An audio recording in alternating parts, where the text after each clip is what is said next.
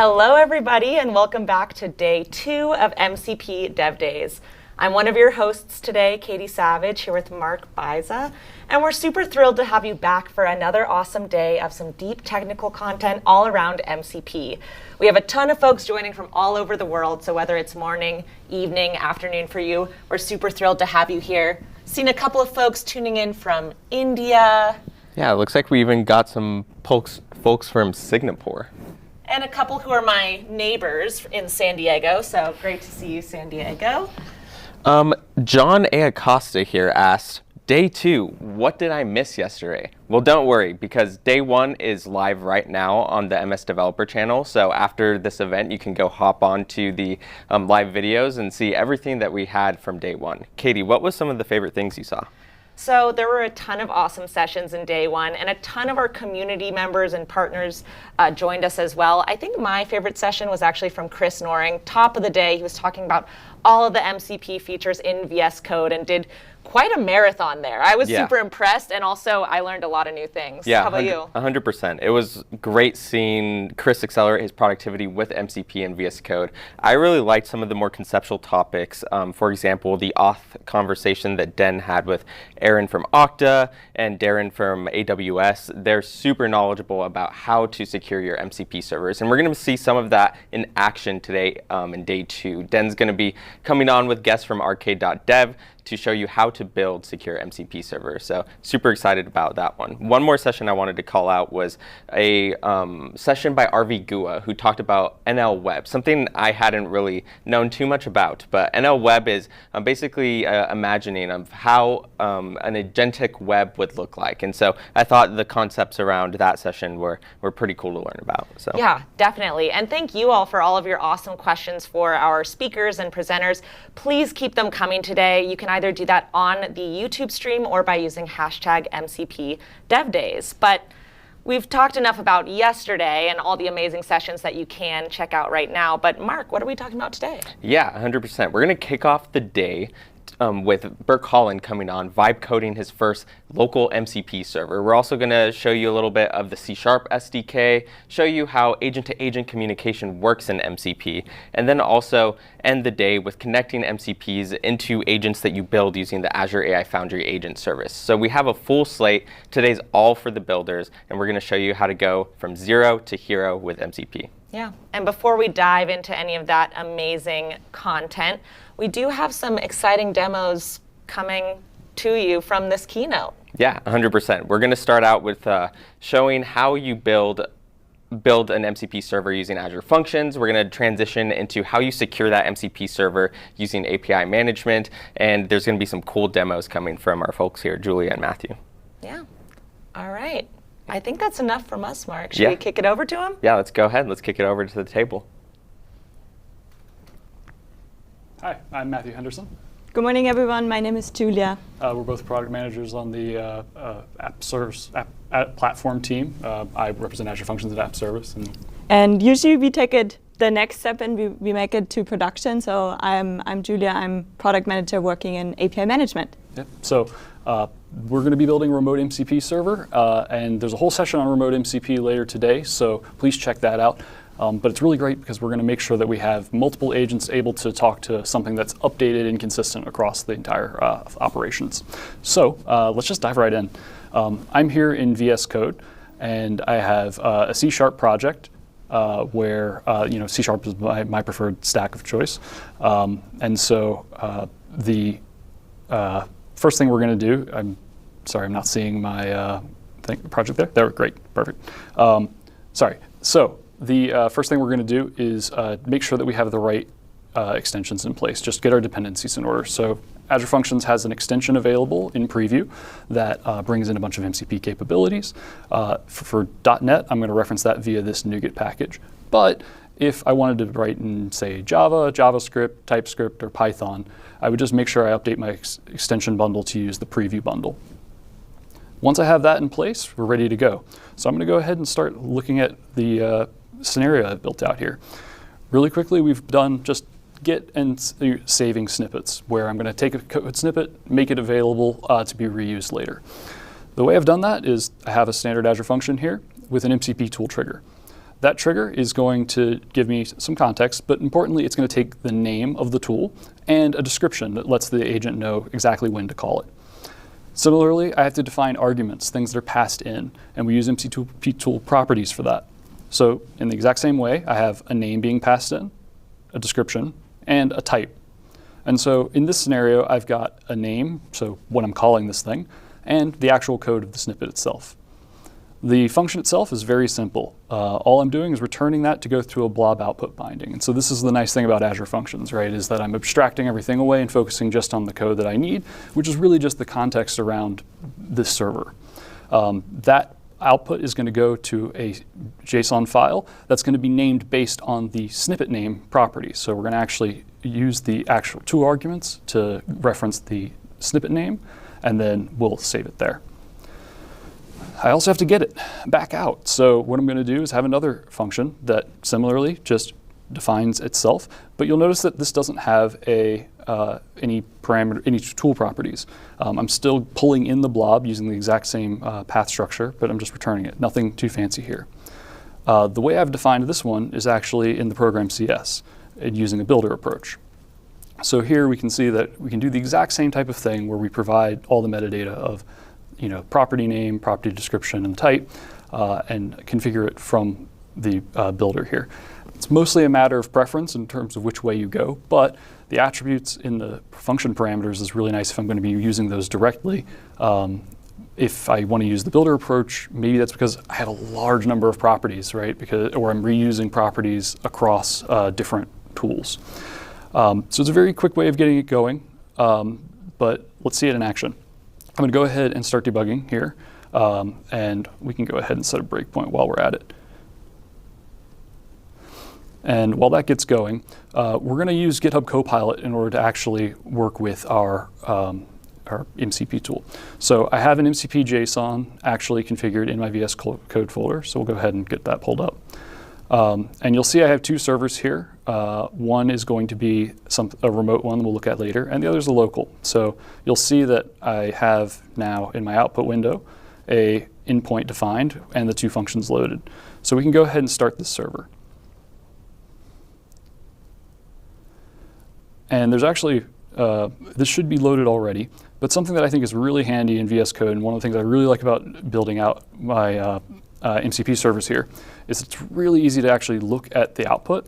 So something you should do is show output for your server, and then make sure to set it to at least debug level, because then you'll be able to see all the different calls that are actually coming in from the MCP protocol. So we can actually see the list tools call had a result here. And I can see that I have all of the input schema defined from those tool properties. And actually you can see that I have all these properties are required as well. That's the default for this version of the extension. So we're ready to go. Everything seems to be good here, and then I'm ready to debug. So I'm going to go ahead and let's just grab the contents of program CS. And I'm going to say, save this as a snippet named my snippet. So GitHub Copilot will then use its reference to that MCP server that we've configured, ask me, do I have permission to make this call? And then I'll be able to send it. So I can see that it's going to this server that we've defined. It has the parameters being passed in, so we're good to go. I can certainly make sure I allow it always in the session, but right now we'll just give it a run once. Oh, there's our breakpoint. We can just continue past that. And in theory, this should be saved perfectly. Great. So now let's actually see retrieving it. So let's create a new file. Actually, let's just do it here. And then let's have it, let's add the code from my snippet. But something I'm going to do here is sometimes the Copilot doesn't necessarily know that it needs to use the tool, or you might have input your descriptions wrong or things like that. So something that's really handy is make sure to use the hashtag octothorpe, whatever you want to call it, and £, and you can actually start putting the context in for your tools. So here I'm going to just explicitly say, hey, let's use the git snippet from the local MCP server so that it knows for sure that that's what it needs to do. And we should see that added back into this file.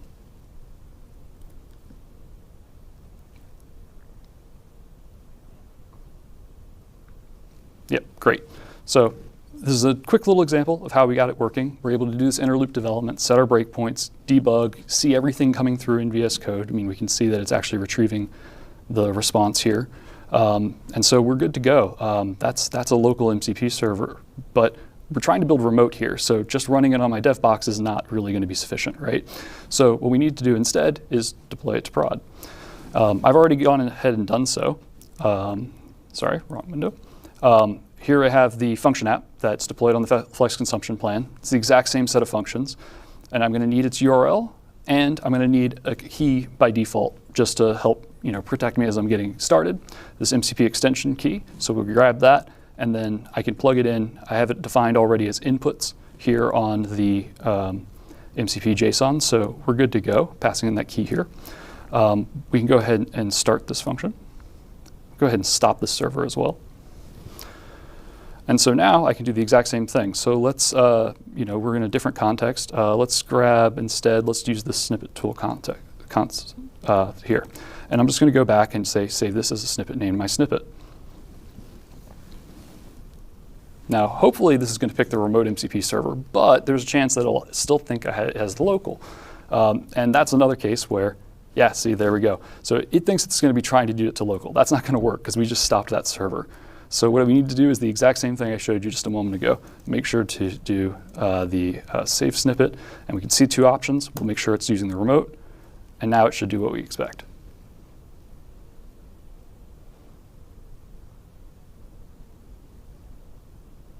Perfect. So it's using the remote MCP server. We've got it going. Go ahead and let it run. So very quickly, we've gotten ourselves, with very little actual code, we've managed to get an MCP server up and running. But the beautiful thing about that is it's going to scale really well for us. So let's go ahead and just take a look in App Insights. We can see because we've just started using it, we already have a server online, so we're good to go. I want to throw some load at it, though. I've got a quick little script here written using the C# SDK for MCP.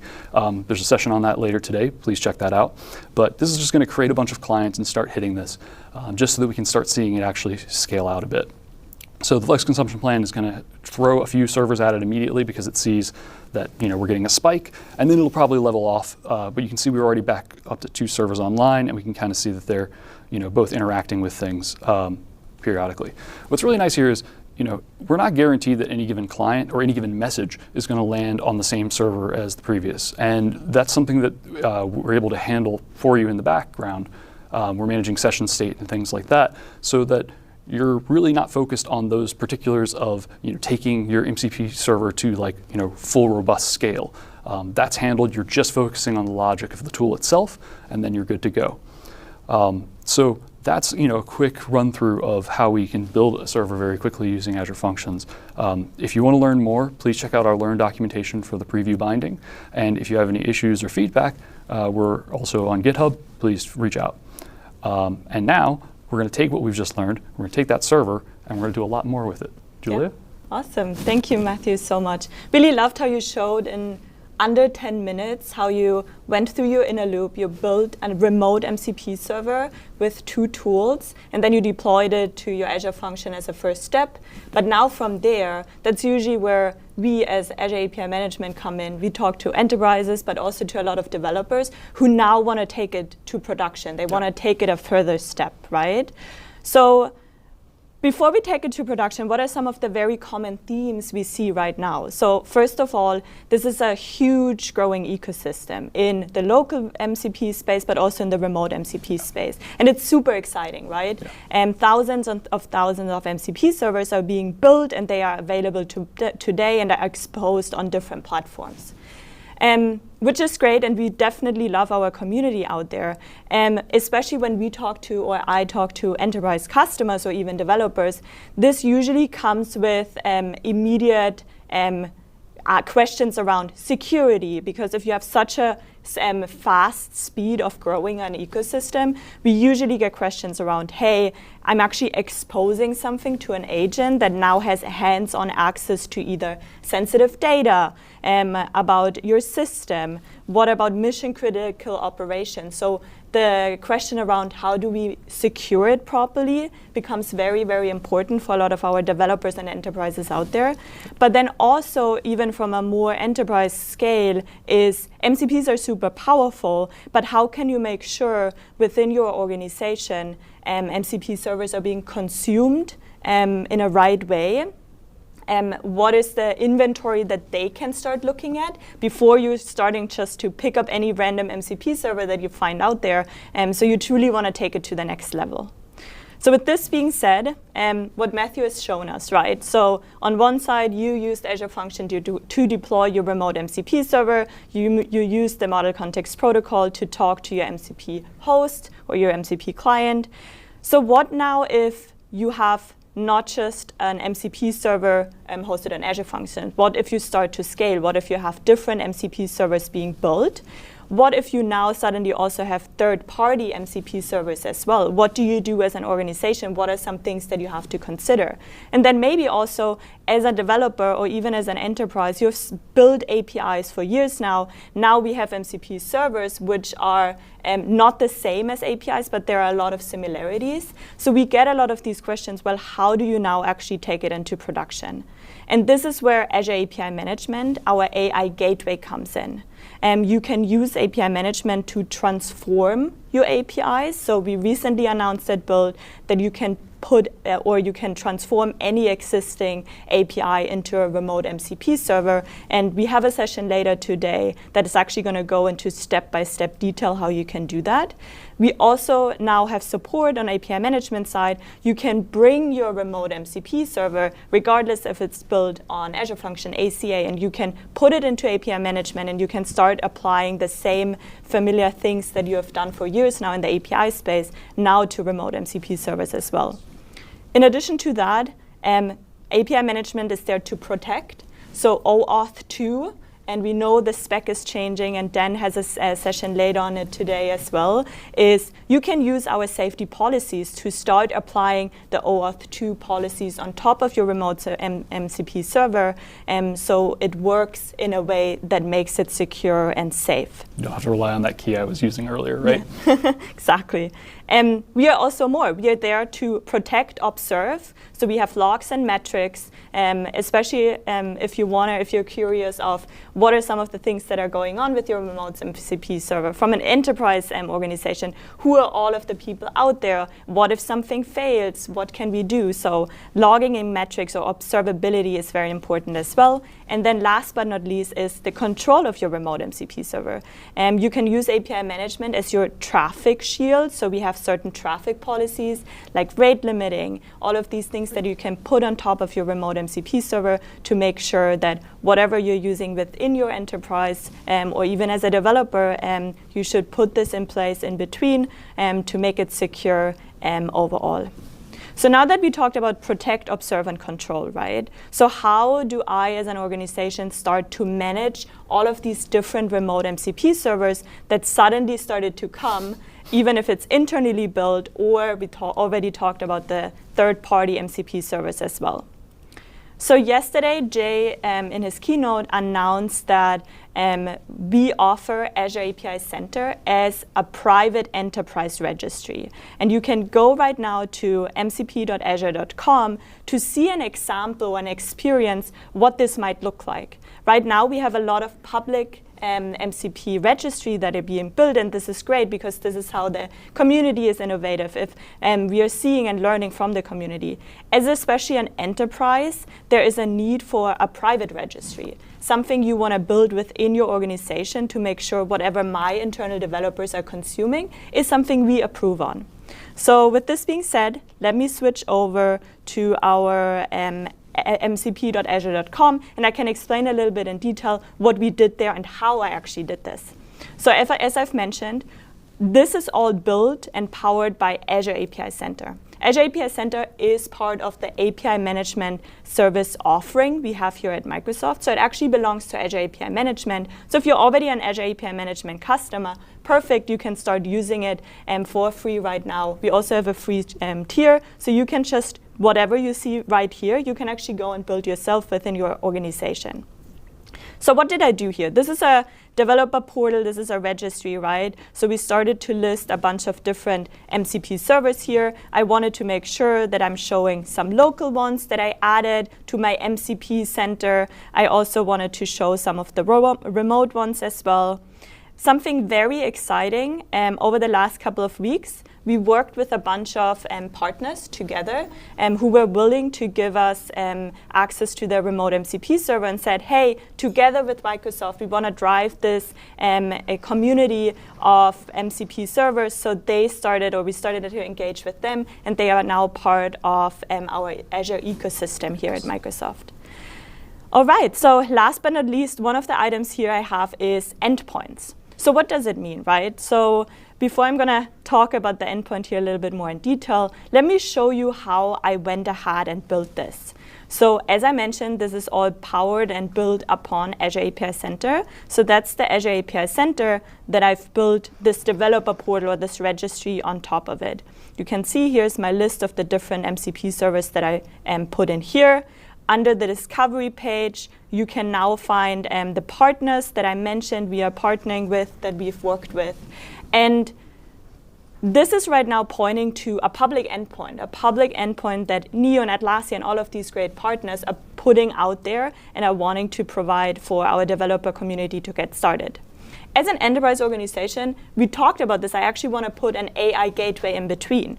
So what I did here is I connected my API Center to an Azure API Management service. So now once I start registering this public endpoint, this public remote MCP server, it's not just registering it in my registry, it actually puts it behind an AI gateway, it puts it behind API management. So let me show you what this looks like. I'm now in Azure API Management.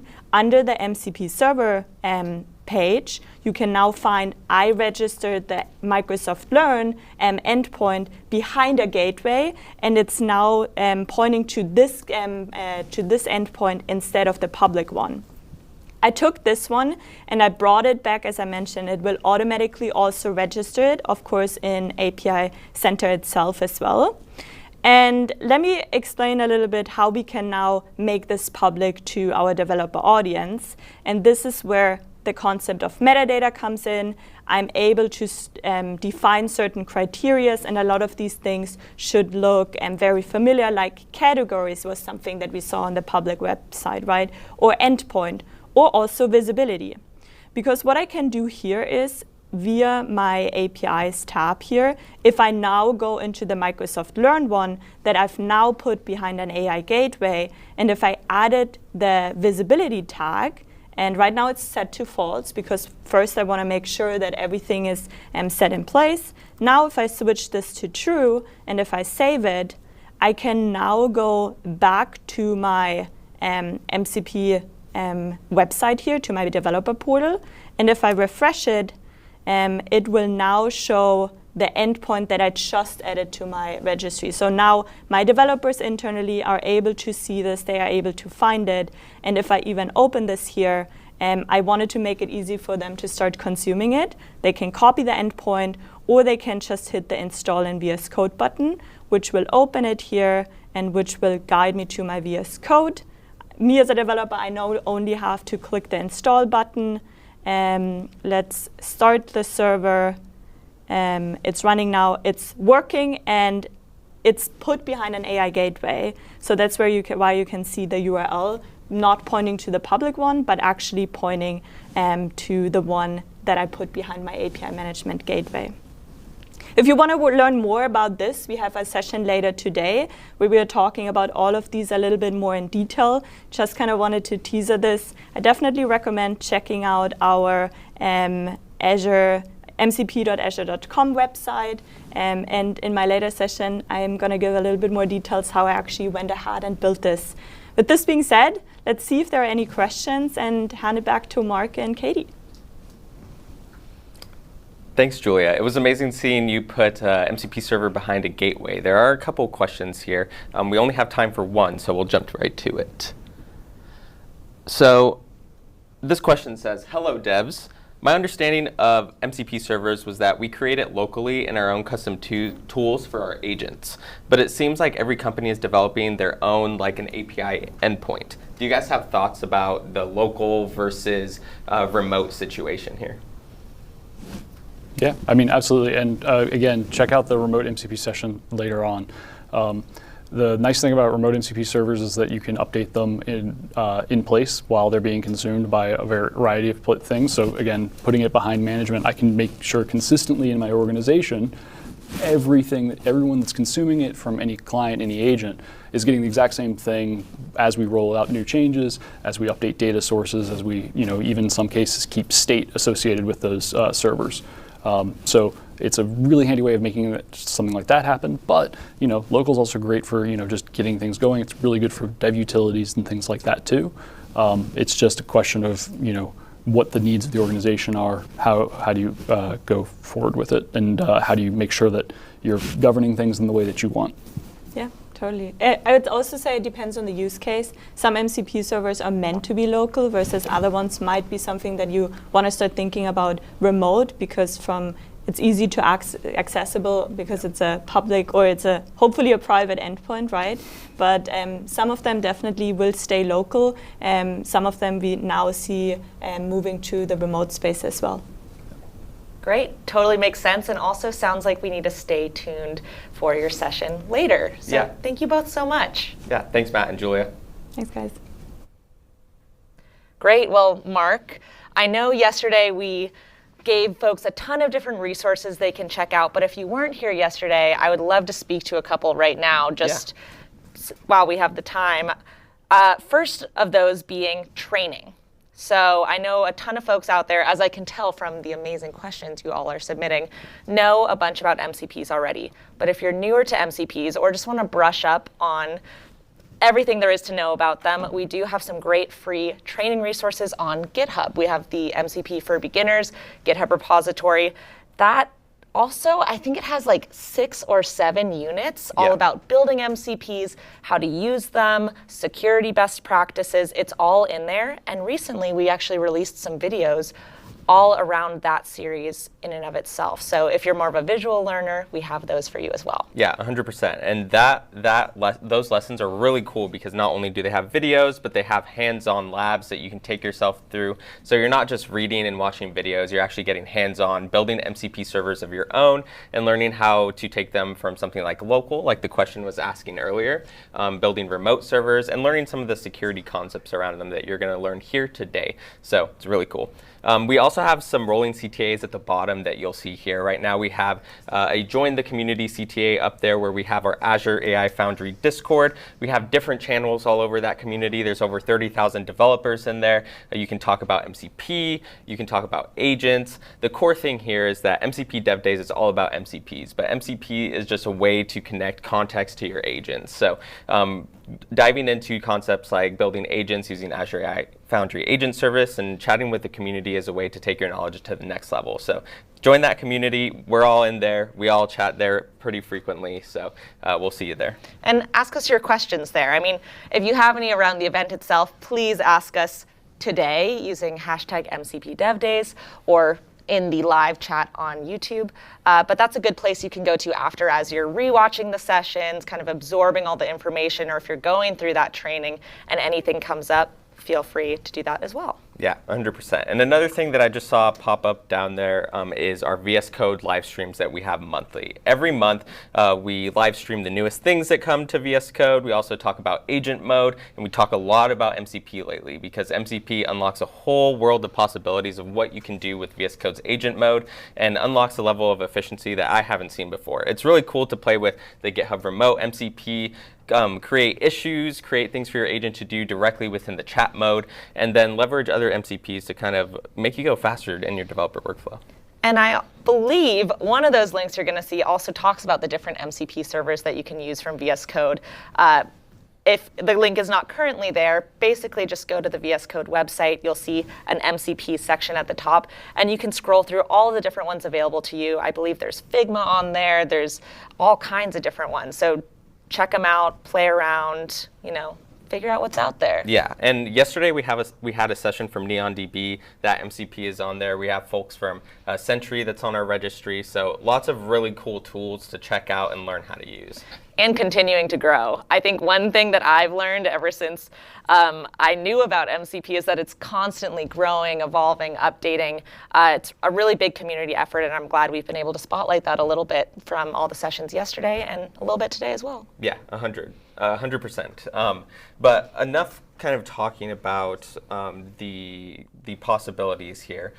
We have a session upcoming that I think is going to be really cool because it's going to show people that it doesn't take a super long time to kind of build these things. We're going to use the tools that we're talking about here, like VS Code and agent mode, to build a local MCP server pretty quickly within the 30 minutes here. And so we have an amazing speaker, Burke Holland here, that's going to show us how to build a local MCP server using VS Code agent mode. So I think with that, we can go ahead and pass it over to Burke. And yeah, let's throw you the baton, man.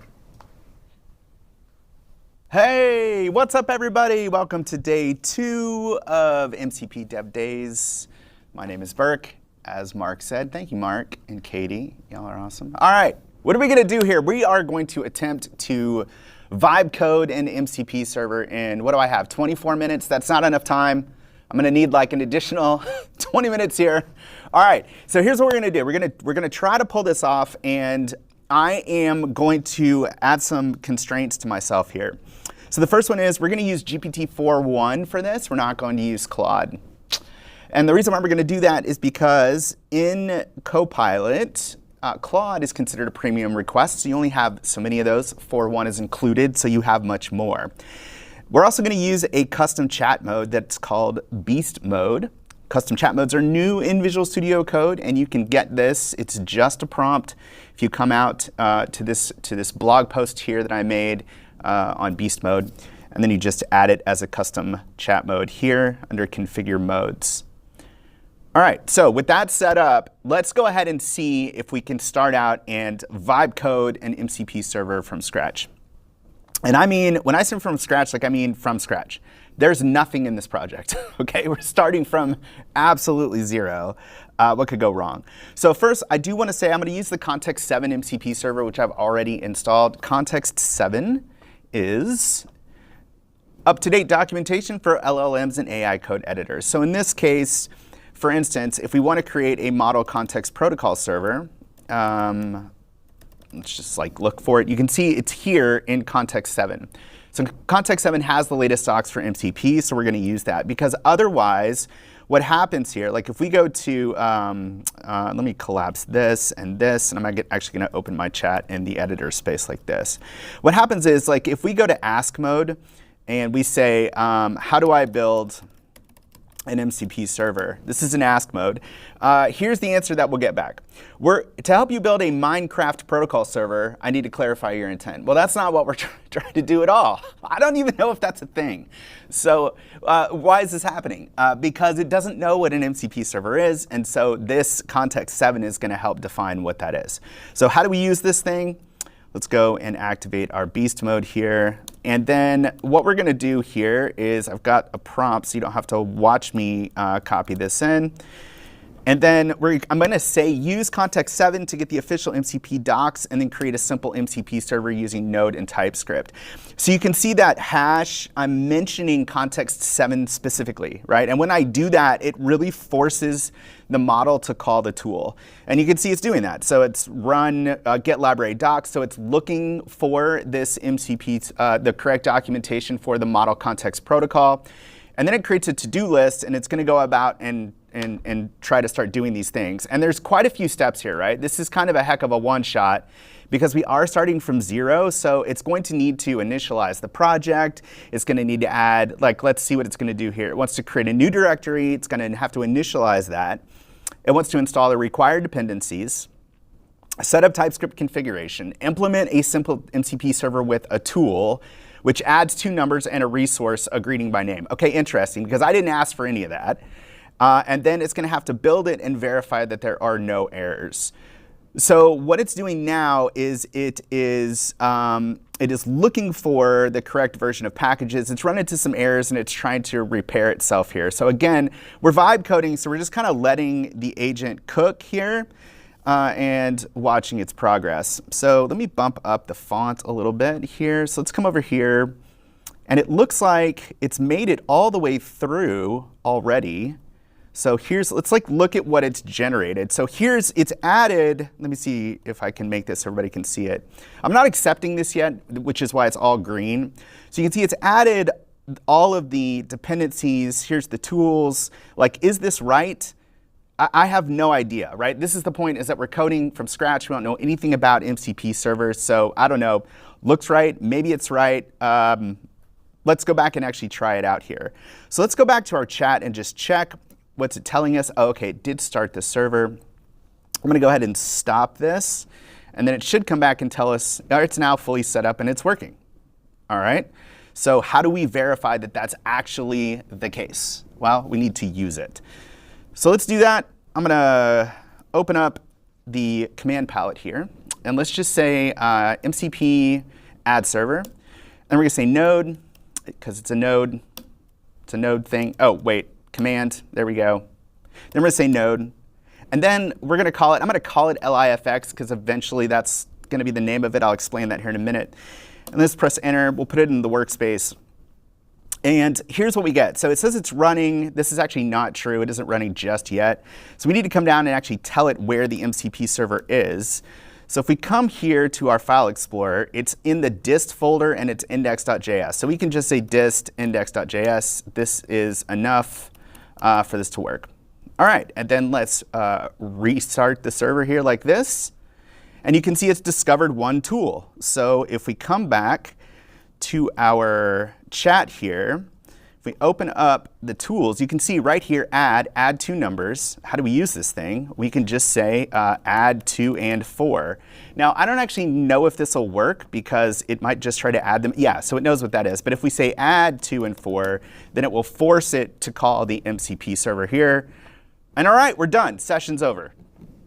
Took me 6 minutes to vibe up an MCP. Let's do something a little more interesting.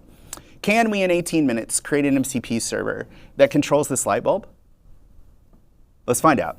So how are we going to do that? Well, this, my friends, is an LIFX bulb.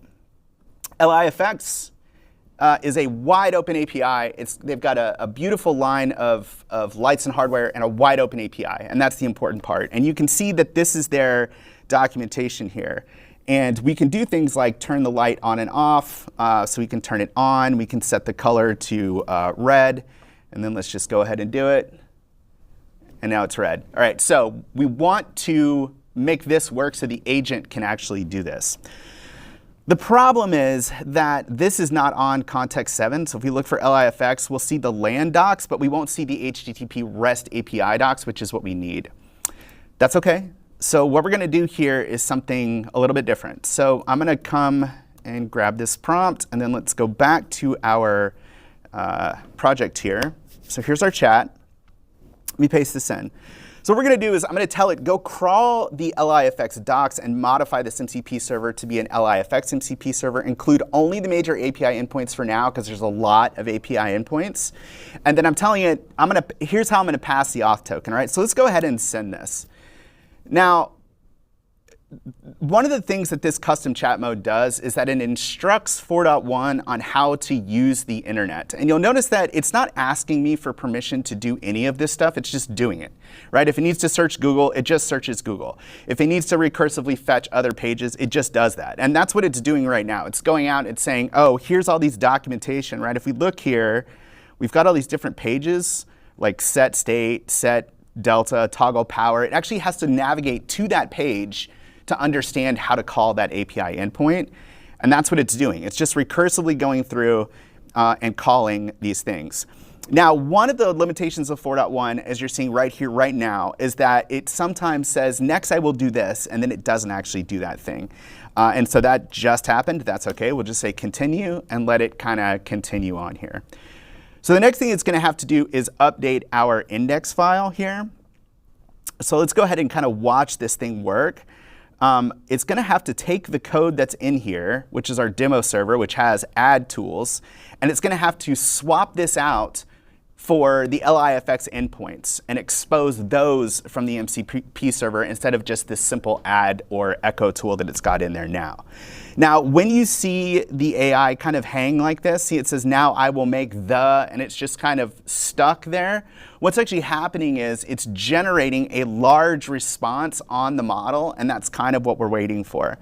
So in a second, this will return, and we'll see what it actually does next here. What's kind of interesting about this whole process is that the LLM is having to do a bit of reasoning about what to do, how to proceed next, right? Because we're moving in steps. We could have just one-shotted and said, create the whole MCP server, here are the docs. But instead, we're moving sort of one step at a time and saying, do this, make sure that works, and then do this. Now, while this is cooking here, something else I want to show you is that when you are building an MCP server in Visual Studio Code like I'm doing right now, one of the things that you're going to want to do at some point is debug the thing, and you can do that. So in your configuration, if you come and say dev here, and then in the settings, we have this debug and watch. So let's grab the debug here, debug. And then for the debug, what do we have? There's a couple of different settings here, I think. One of them is, let's see, debug type here is node. And then the path is the path to the thing that we actually want to debug, right? And so let's see here, path, debug, that's debug pi path. But anyway, we're debugging here. We can debug by setting this to node. And then we can go ahead and use some breakpoints here. Let's go ahead and turn off our completions. There we go. And it looks like this is taking longer than I think it probably should. So I'm going to go ahead and stop this. And then I'm just going to come back and say continue. Let's see if we can get the model to continue on here. And then, all right, so now we're moving. Actually stealing my focus. So the other thing that we're going to have to do here is we're going to have to pass in our API key to the MCP server. So while this is cooking over here, let's go ahead and grab that key. We can get that here. Let's go to authentication, account settings.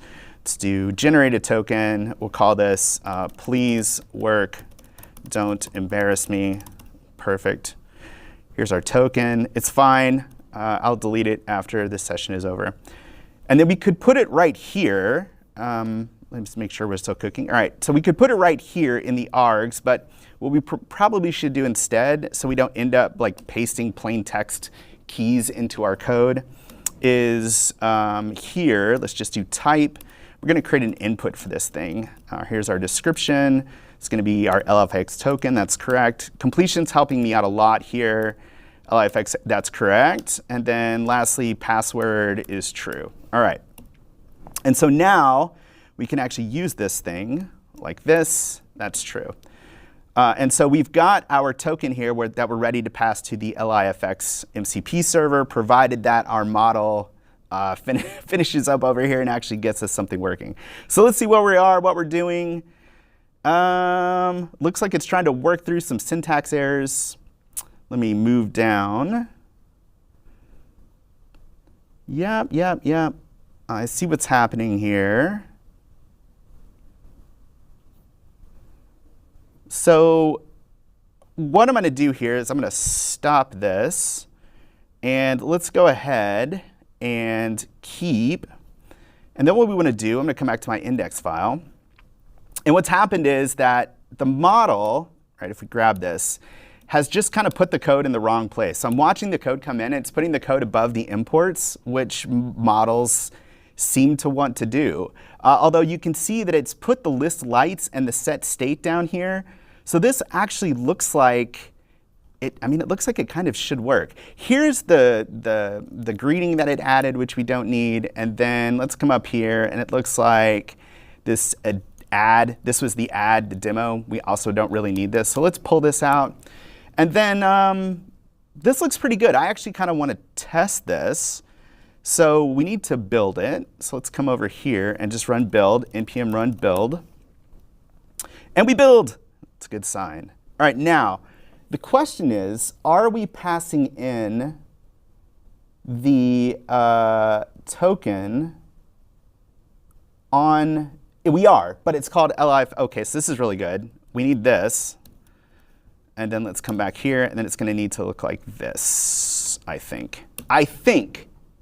Now, provided we've done all this correctly, let's try to start this.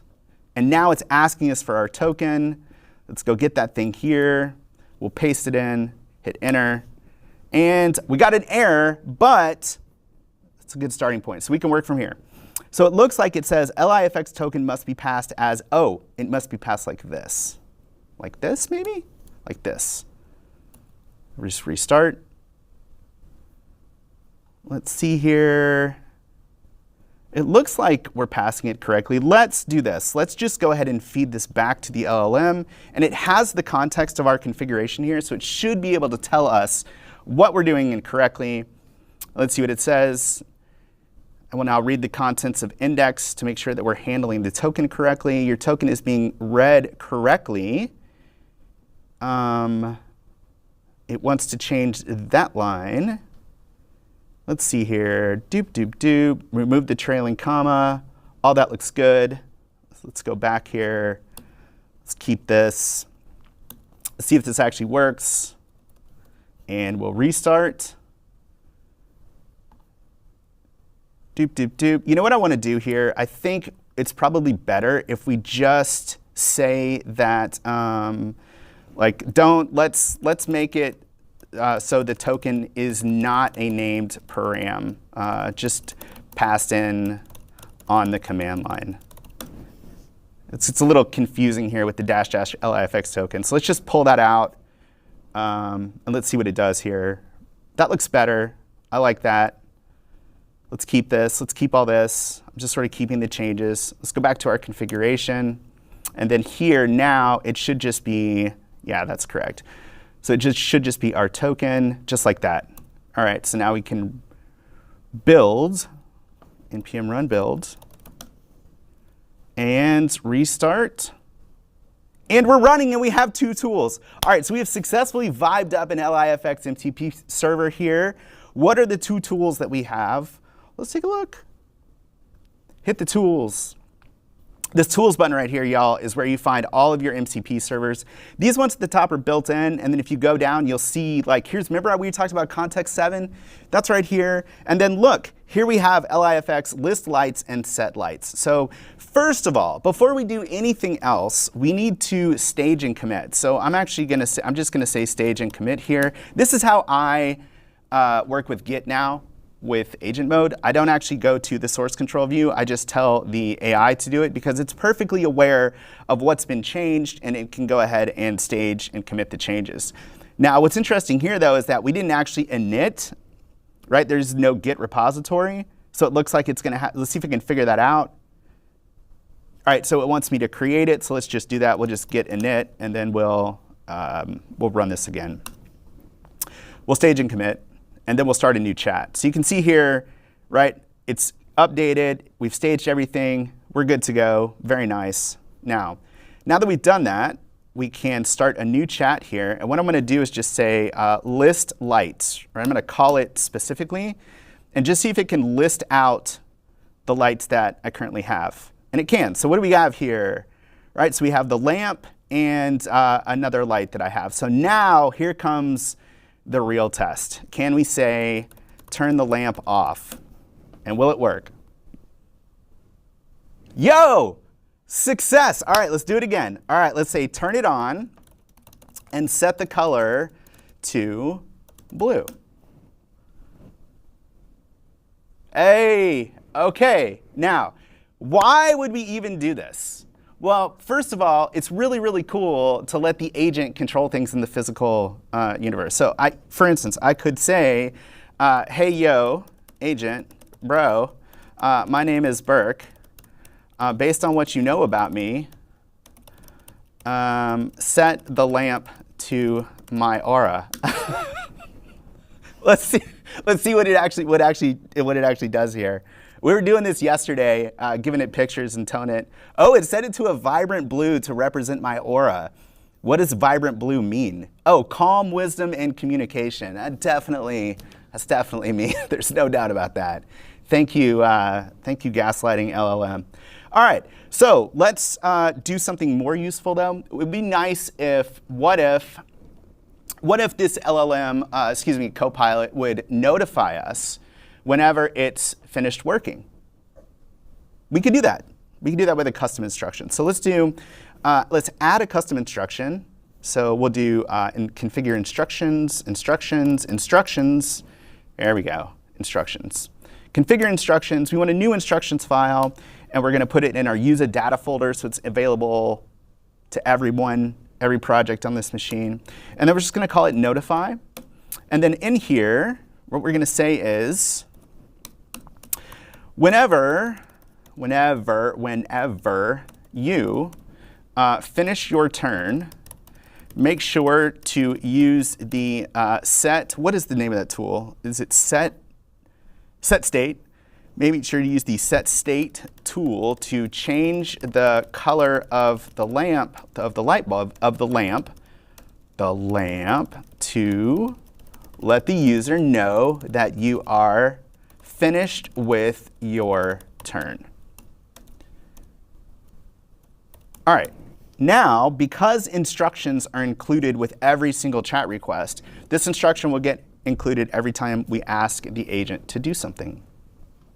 So let's go back here and let's ask it to do something. Let's say, hey, yo, buddy, please create, and I don't know, maybe it already did this. Did it give us a README file? It did not. Please create a comprehensive README for my project.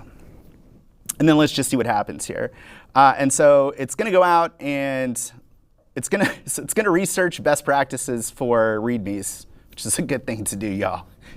Don't be out there just willy-nilly writing READMEs without researching README best practices. But this is part of the chat mode that I've created. I've instructed it to always use best practices. And if you don't know what those are, then use the fetch tool to go out and do some Googling and learn about best practices. And so that's what it's doing now. It's going to create a README. And now the question is, will it call our MCP server when it's done, as we've asked it to? Yes, it did. And it turned the lamp green to let us know that it was finished. So in this way, right now, we can work with the agent. We can go on and do other things. And if we have this lamp on our desk, we just sort of watch the lamp. And the lamp turns on and off to let us know that something has changed, which is really, really cool. So you can build MCP servers to do anything at all, right? It's not just about connecting to a database. It's not just about controlling a browser. Those are all cool things. But any API is now usable. And we could continue to build out this MCP server, right? Like, what other features could we add here? We do want to keep, and we want to stage and commit as we do.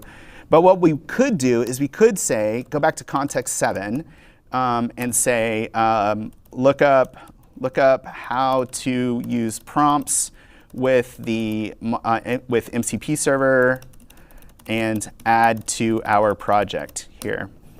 And so we might want to include some prompts for the user out of the box. And again, we're going to go back, right? We're starting with the looking up what the authoritative information is there. And again, beast mode is going to Google because that's what it's been instructed to do. And then it's going to come back and try to create a prompt in our MCP server here. So the great thing about MCP servers is that they're so easy to build because it's almost like, because it's a tool that the server calls, it's really easy for the server to build a thing. And because it's a specification, it's a very defined thing, right? If you said, go out and build a website, that's a very undefined thing. But a spec is a very defined thing. So it looks like it's added some prompts here, but we can continue to build this out and make this the best MCP server out there. And in fact, as you might have guessed, if you would like to, you can go to github.com/myself, and there is an LIFX MCP server already out here that you can use yourself. Let's see here. There's Monkey MCP. I know who made that one. Right here, V2 is the one you want. No, V1. V2, V1, and it's private. You know what I'm gonna do? I'm gonna make it public right now for everybody. Watch this, look at this, just for you. If you wanna grab one of these light bulbs, you can, and you can make the agent talk to your light bulb whenever it's done making changes, or just have fun with it. So there you go, I'll make that public. Y'all can use that. One final note, if you wanna use beast mode like I just did with 4.1, if you just go to burkholland.github.io, you'll see the link to install that. And again, why do we do that? Because 4.1 is unlimited here, right? It's included. It's not a premium, it's not considered a premium model. So if you can stick with 4.1 and do things and only engage Claude for the really difficult stuff, you can really save your premium requests and you can get a ton of mileage out of 4.1. It is an outstanding model and it is crazy fast. Look at what we were able to do in 20 minutes. Thanks for watching. I hope that you enjoyed watching me try to vibe something up in real time. That's real life right there. Thank you, chat, folks. And with that, I'm gonna throw it back to, James. James Montemagno in the studio. The boys are back. Good to see you again, Burke. I love that. I'm glad that you got it connected to the internet. We do have a few questions here. And yes, I'm James Montemagno, back as your host today, along with Burke, who will be joining us here in a second, or now-ish. I don't know. We'll see. A lot of this is amazing. Wow, Burke, you're amazing. We love you, Burke. Burke, wow, amazing. Wow, Sheesh. Burke, wow, so Wow, cool. Boom, it's really good for my ego. amazing. Keep going. Read more of those. Although, the poll says, where are all your stickers on your laptop? That poor Oh laptop. no! is just- No! We keep this nice and clean and don't know. pristine. I Do don't- not do that to your laptop. I don't know about that. Ruben, shout out to Ruben in the chat. Yo, what's up, Ruben? You can chat live on YouTube or Twitch. Also, if you're on socials, hashtag MCP Dev Days, they come up on the Tags app. Ruben, is there a good way of testing and expecting MCP servers? You know, you've added them into your mcp.json, but are there other ways of testing them locally as a developer on your machine? Yeah, so what I did over here with, we didn't actually do it, but you can come and on the dev, dev. It's called dev, right here. And then see the watch and the debug type here. So if we do this, and then if we actually started this up, and we're missing a bracket, I think, yes. Then what would happen is it would engage the debugger and we can actually add a breakpoint. In fact, do you want me to do that? Look, watch this. Look, Ruben, I got you. Watch this. I'm gonna drop a breakpoint. Drop it in. Right there. Boom. Let's go back. Let's hit debug. And boom, it hits our breakpoint and we're cool. debugging. Right, so this is all built into VS Code and it just works. Y'all, it just works. And you can also use something like MCP Inspector as well if you want like a GUI interface as well. True. So that's True also a that. nice option too, and that's just an NPM package that you can grab. Also from the Model Context Protocol organization, so you can grab that too. Other questions over here. We're doing this a lot in VS Code.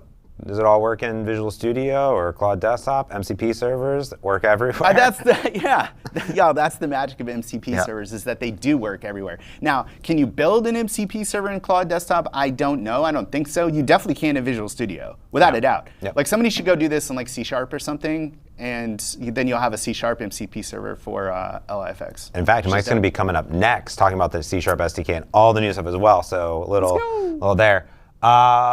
Mega says they don't have beast mode. How do they get beast mode? Beast mode, yeah, we talked about that. Again, this is just a chat mode.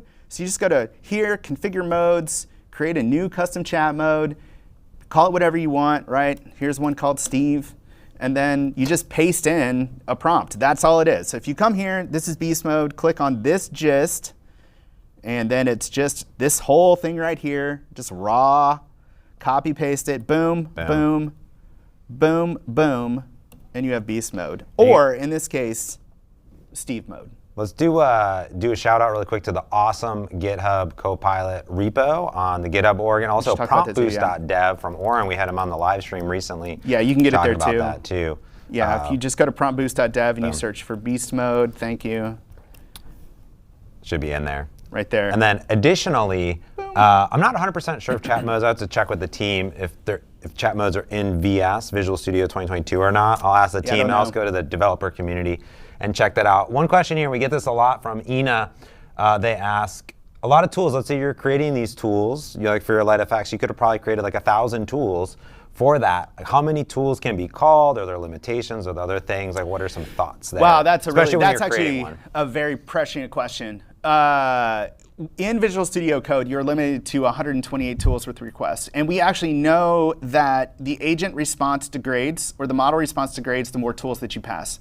So you want to have as few tools as possible. Now, just yesterday, Kent C. Dodds was here and pointed out to me that he pointed out to me that my team shipped what's called virtual tool in Visual Studio Code, where basically we just say, instead of saying, here's Playwright and the 86 tools that are in Playwright, it's just Playwright. And then when you use it, the model will actually ask, what tools do I have to use? And then we'll get a response that says, well, there's 86, and these 4 have to do with navigation, and then it can pick from that. So we're working on ways of making it so that you don't have to manage all of the MCP servers in the editor.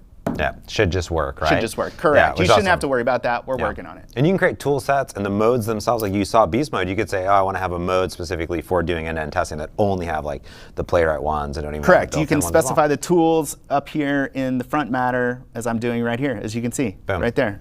Awesome. All right, Burke, this was amazing. Go check out his LightFX MCP server and start to build your own. In fact, we have an entire beginner series on the Microsoft Developer YouTube right here, so you can go all of it.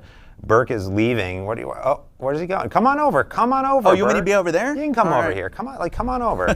Come on. Oh, actually, wow, look at that. This like good camera work. That's here we go. Team. What happened? So good. Did it follow me over? Yeah, it follows you over in real time. There. Incredible. Great job. Well, up next we have Mike Kistler coming on talking about the C# SDK. Like you said, building everything. There's SDKs for a bunch of different programming languages. Yes. And Microsoft maintains the C# SDK and has the latest and greatest specification and authentication flows and so much more. So we're going to kick it over to Mike. And then we're going to come back to us later on. And I'm going to pull. Wait, where do I stand? There you go. Right here. Look at on the yellow line. See, you just look and say, hey, everyone. Wow. Hey, everybody. Oh, we're cute. Going right back. All right. See you soon. Over to Mike.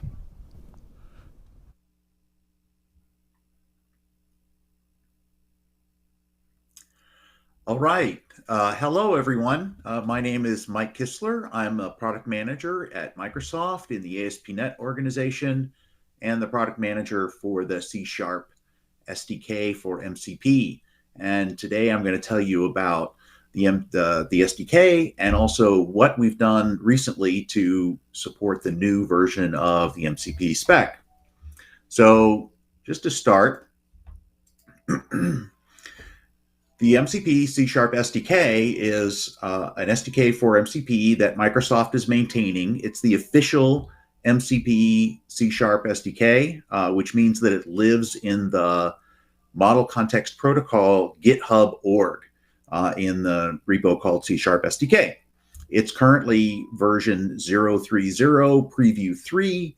It's a preview because the MCP spec is still evolving, and it actually still includes some occasional breaking changes. Now, we try to minimize that in the C# SDK. But they are still happening, so we're keeping the SDK in preview for now. This SDK is used by many Microsoft products that are supporting MCP servers today, so it's getting widespread use already.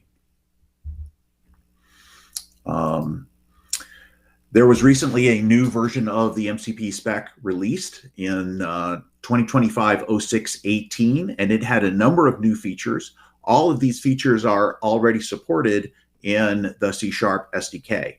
And these are elicitations. This is an opportunity for an MCP server, probably a tool call, to request additional information from the user in order to carry out the tool call.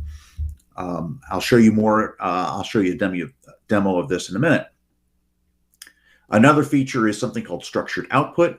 With structured output, the server can declare what the output of a tool call will look like. And this is important for LLMs because prior to the 06-18 spec, the tool call just returned a string. And that string could have structured output in it, but the LLM would have to discover what that structure was. It would have to inspect the output string and figure out if that was JSON, and if so, try to deserialize it and all that kind of stuff. With structured output, the tool call can declare in advance, this is what my output will look like, and then it can pass that structure in JSON back to the LLM, so the LLM can easily parse it and understand what's there. Another feature that was added in the recent version of the spec is the ability for a tool to return resource links. Resources are an MCP capability that have been there since the beginning. They are basically static resources, static files, if you will, that the MCP server can return and can be either used by the host or provided to the LLM. But previously, you just listed resources, found out what they were, looked at the description, things like that, and then the host would have to decide which ones to use. Here, a tool can provide a resource link that maybe is related to what the tool call request was about.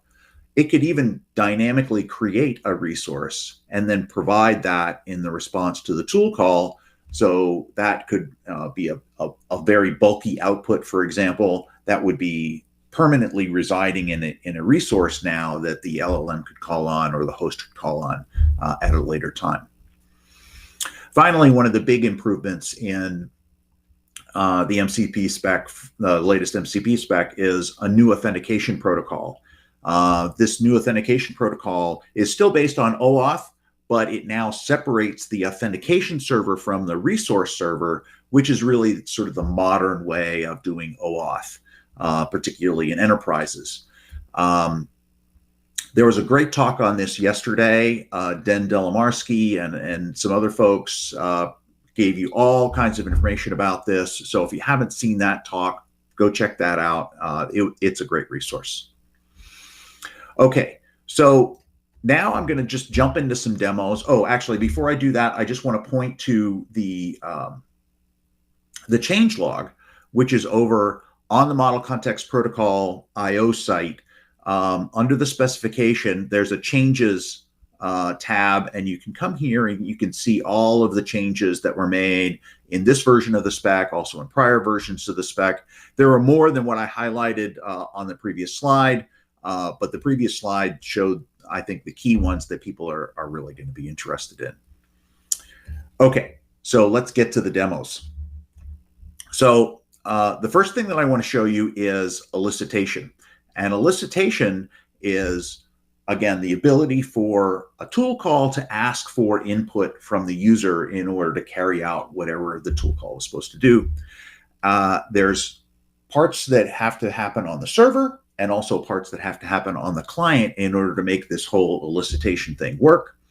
So I'll show you, starting off with the server part.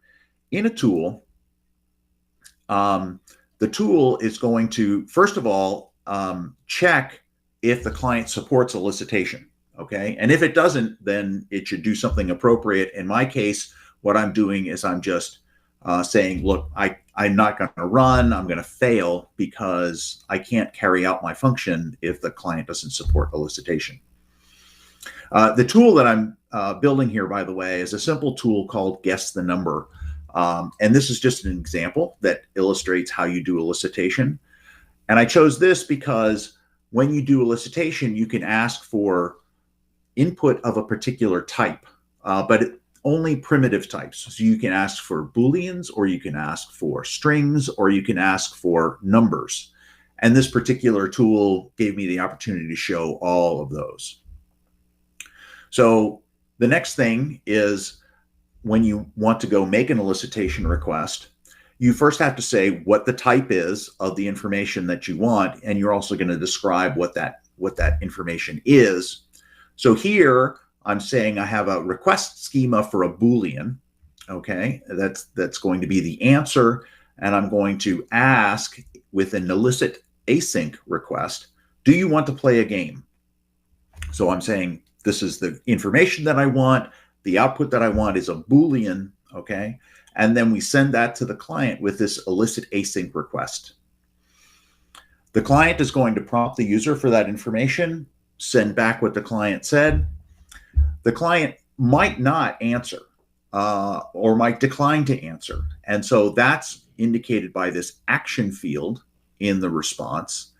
And what we're looking for here is that the client actually provided an input, which means that they accepted that elicitation request.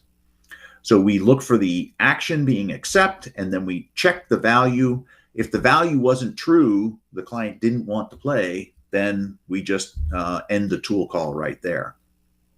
Otherwise, we go on. The next thing that we do is we ask the client for the name of the player, or the user for the name of the player, and we send that elicitation request down to the client. Now, something I'll point out here is that in this schema, you can also send along validation attributes so that the client might be able to use those to check that the input was correct, or display, set up the input in a particular way. You can imagine that if this is a web client, they might structure their fields in a particular way so that you can only enter 50 characters, something of that nature. So we get back the name, we make sure that, that the client actually got an answer from the user. And then we're going to go into our little iteration here where we're going to have a number that the tool picks and ask the client to guess that number. Here we're sending down a request for a number. We're saying it's a minimum and maximum, minimum of 1, maximum of 10. The user will get that. The client will respond with that answer. And here we're just going to check that answer. If they guess the right number, we'll say, great, you're done, and we'll end the tool call. Otherwise, we're going to respond and say you're either too low or too high, and we'll do another iteration of the guess. So that's what the server code looks like. The client code is up here. And we start by when we initialize the request, the connection with the server, the client has to declare its capabilities. MCP is all about having capabilities that the client supports and declares to the server, and the server has capabilities that it declares to the client so that they don't get out of sync and try to do things that aren't supported. So here we have a capabilities that we're passing in the client info object, and the client declares that it can handle elicitation, and it does that by specifying a handler that is going to get called when these elicitation requests come down. And what that handler looks like is down here. And it's going to get an elicitation request. Here, the first thing I do is I look to see, are there properties that are being asked for? These are the actual inputs, because you can ask for more than one input at a time. If there are no properties, then there's nothing to ask for, and we just return an empty result. Otherwise, we take the message that was provided that indicates this is the information that I'm looking for. We display that to the user, and then we go through each of the properties that are in this solicitation request and prompt the user for these. Now, what I'm showing here is a client that's just a simple console app.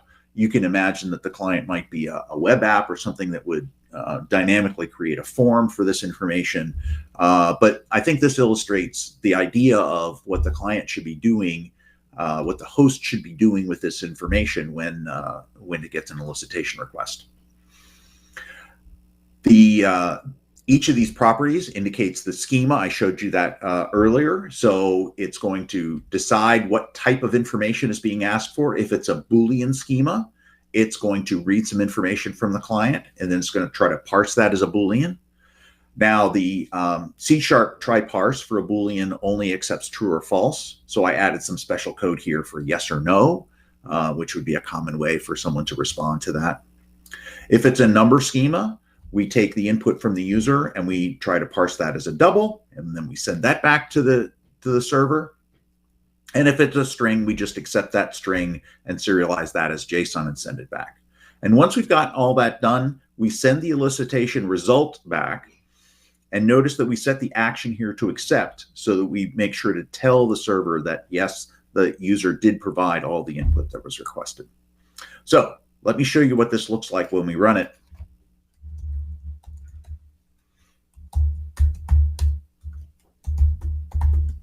So I'm just going to run the server here, and then I'm going to start another terminal, and I'm going to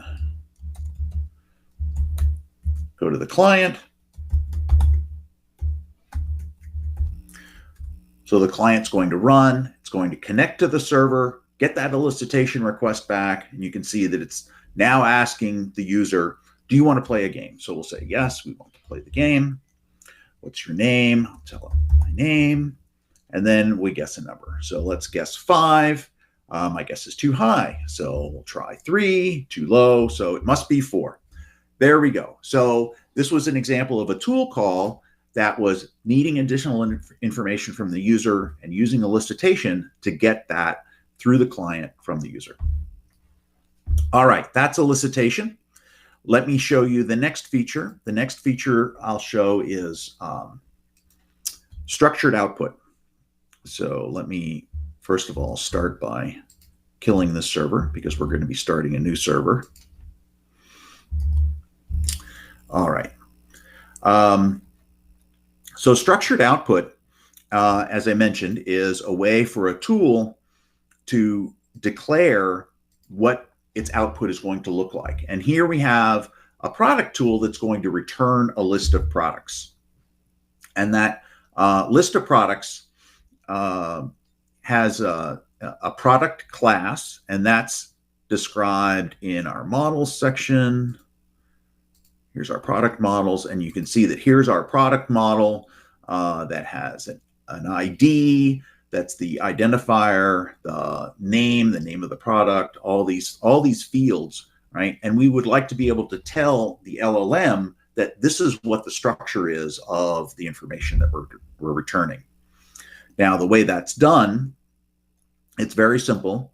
All you do is you add a parameter onto the MCP server tool attribute when you declare your tool that says, I'm going to use structured content. Now, just adding that parameter will do 2 things. First of all, it will, when a tools list call is made, it will include an output schema that's a JSON schema that describes the output of this tool, okay, as declared here, this list of products. And then the second thing that it will do is when the tool is actually called, it will include not just the string representation, which is there because it was there before and we're just continuing on with keeping that, but it will include a structured output that is actually the JSON output of the tool call. So let me show you how that works. So we'll go to structured output, start this guy up. Now for this, I'm going to interact with it from a Polyglot notebook. And if you haven't seen Polyglot notebooks before, they're really awesome. You can, in this notebook, have C#, you can have PowerShell, you can have Python, all kinds of different code, and you can just sit in here and run that code to see the result. Here, I'm just going to issue a curl command, and I'm doing this rather than using the REST client because I want to actually massage the output so that we can really see what's coming back in the result of my request for tools list. So here I'm doing a tools list. And I'll execute that call. Yep, so I got the result. So here's my result. And it's saying, here's the list of tools that this server supports, okay?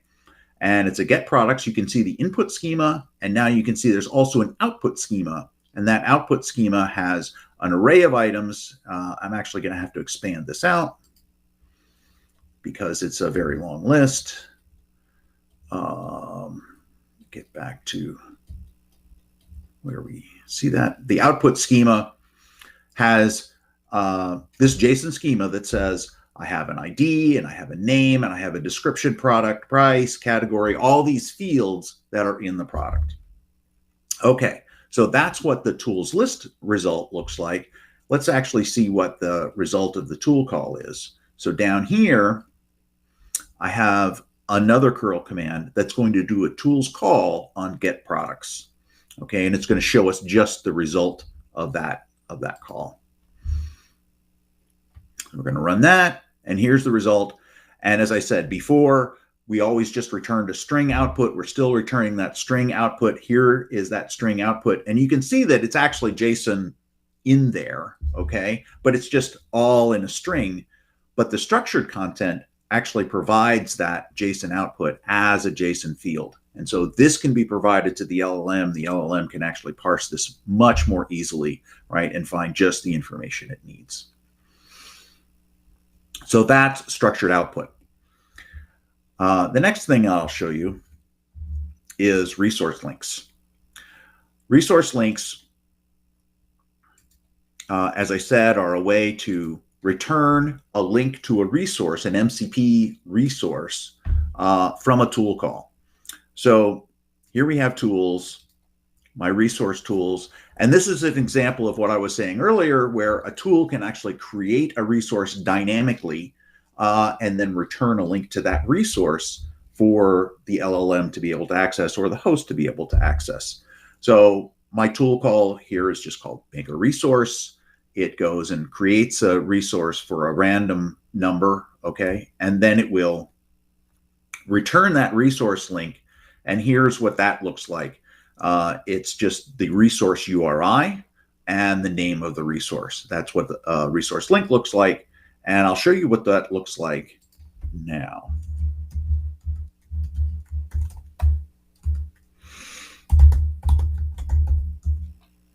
So we'll run this guy. And this we can just look at with the regular old REST client. So here I'm going to do a tool call, and I'm going to call make a resource. We'll send this request. And what you see over here is what the response looks like. Now, everything in MCP is communicated with something called JSON RPC. So this is a JSON RPC message response, and it's coming back. Here you can see that it decided to generate the resource number 3, and it sent that back in a resource link, and you see the URI and the name, okay?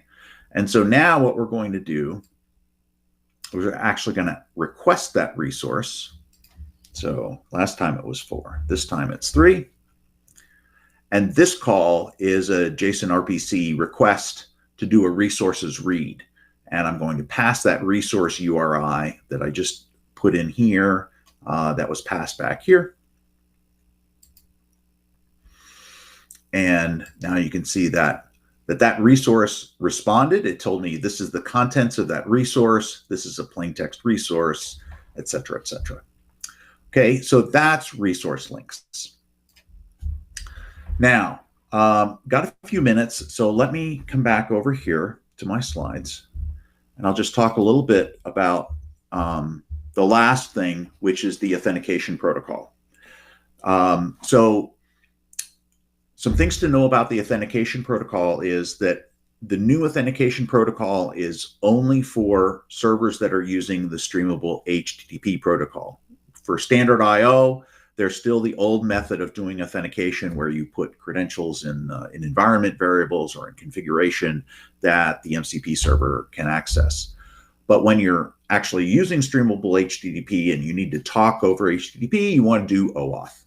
So this leverages a number of important features of OAuth, in particular the protected resources metadata feature of OAuth, so that when you go to the server, the MCP server, without credentials, it will come back and it will say, you can't access me unless you have authenticated, and here are the parameters, here's the information about how to authenticate. And that actually points to an authentication server that will provide the tokens in order to authenticate. There's also resource indicators, and that's a way of including in the access token information about what resources are being accessed. And this is just an extra protection to make sure that there's no token spoofing going on when you're getting a token from that authentication server and then passing it back to the MCP server. And finally, there's a feature called dynamic client registration. Dynamic client registration is a way of, because your client doesn't know a priori where the authentication server is, it might not be registered with that authentication server. The authentication server might not know about that client. And so you need to register your client with that authentication server. And this is a way of doing it dynamically, putting it all together so that all sorts of fits together. Now, I'm saying all this because these are all capabilities that sort of fit together in the whole of this new authentication protocol, but some authentication providers might not actually support these today. So you're going to have to do some research and make sure you understand which of these features are available in your authentication provider and whether this is all going to fit and work together. Looks like I only have a couple of minutes left. I do have a quick demo. There's a demo of the new protocol in the C# SDK repo in a directory called Protected MCP Server.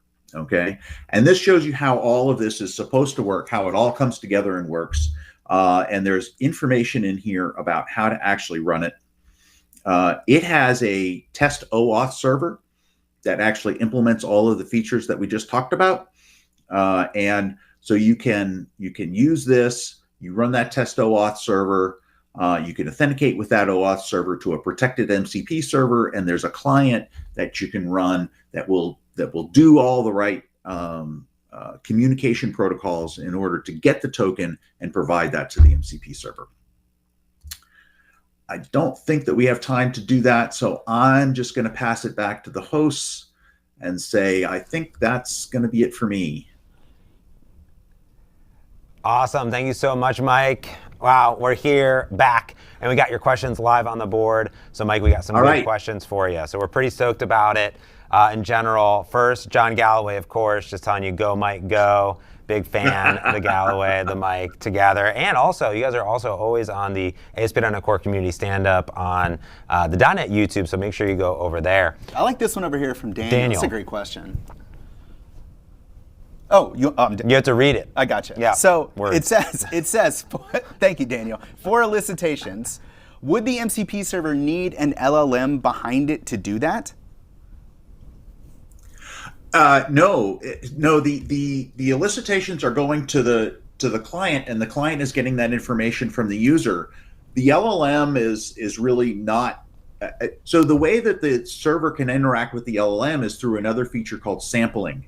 Okay, but elicitation really doesn't involve the LLM at all at this point.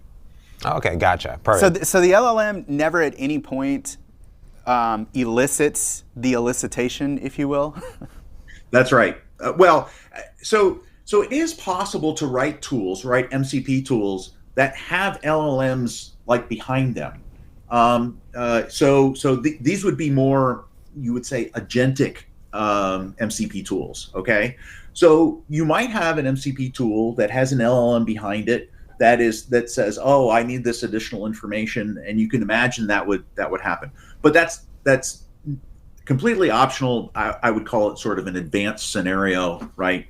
More often it would just be something where the tool is asking for information because it's gotten to a branching point and it needs help from the user to know which direction to go. Got it. That makes sense. Someone was asked about all the code repositories over here. This is Abe was asking about that. Were you just using stuff from a personal repo, or is it the C# SDK repo? I'm happy to share this code repo. I've basically been building out a bunch of little examples of how you do things with the C# MCP SDK.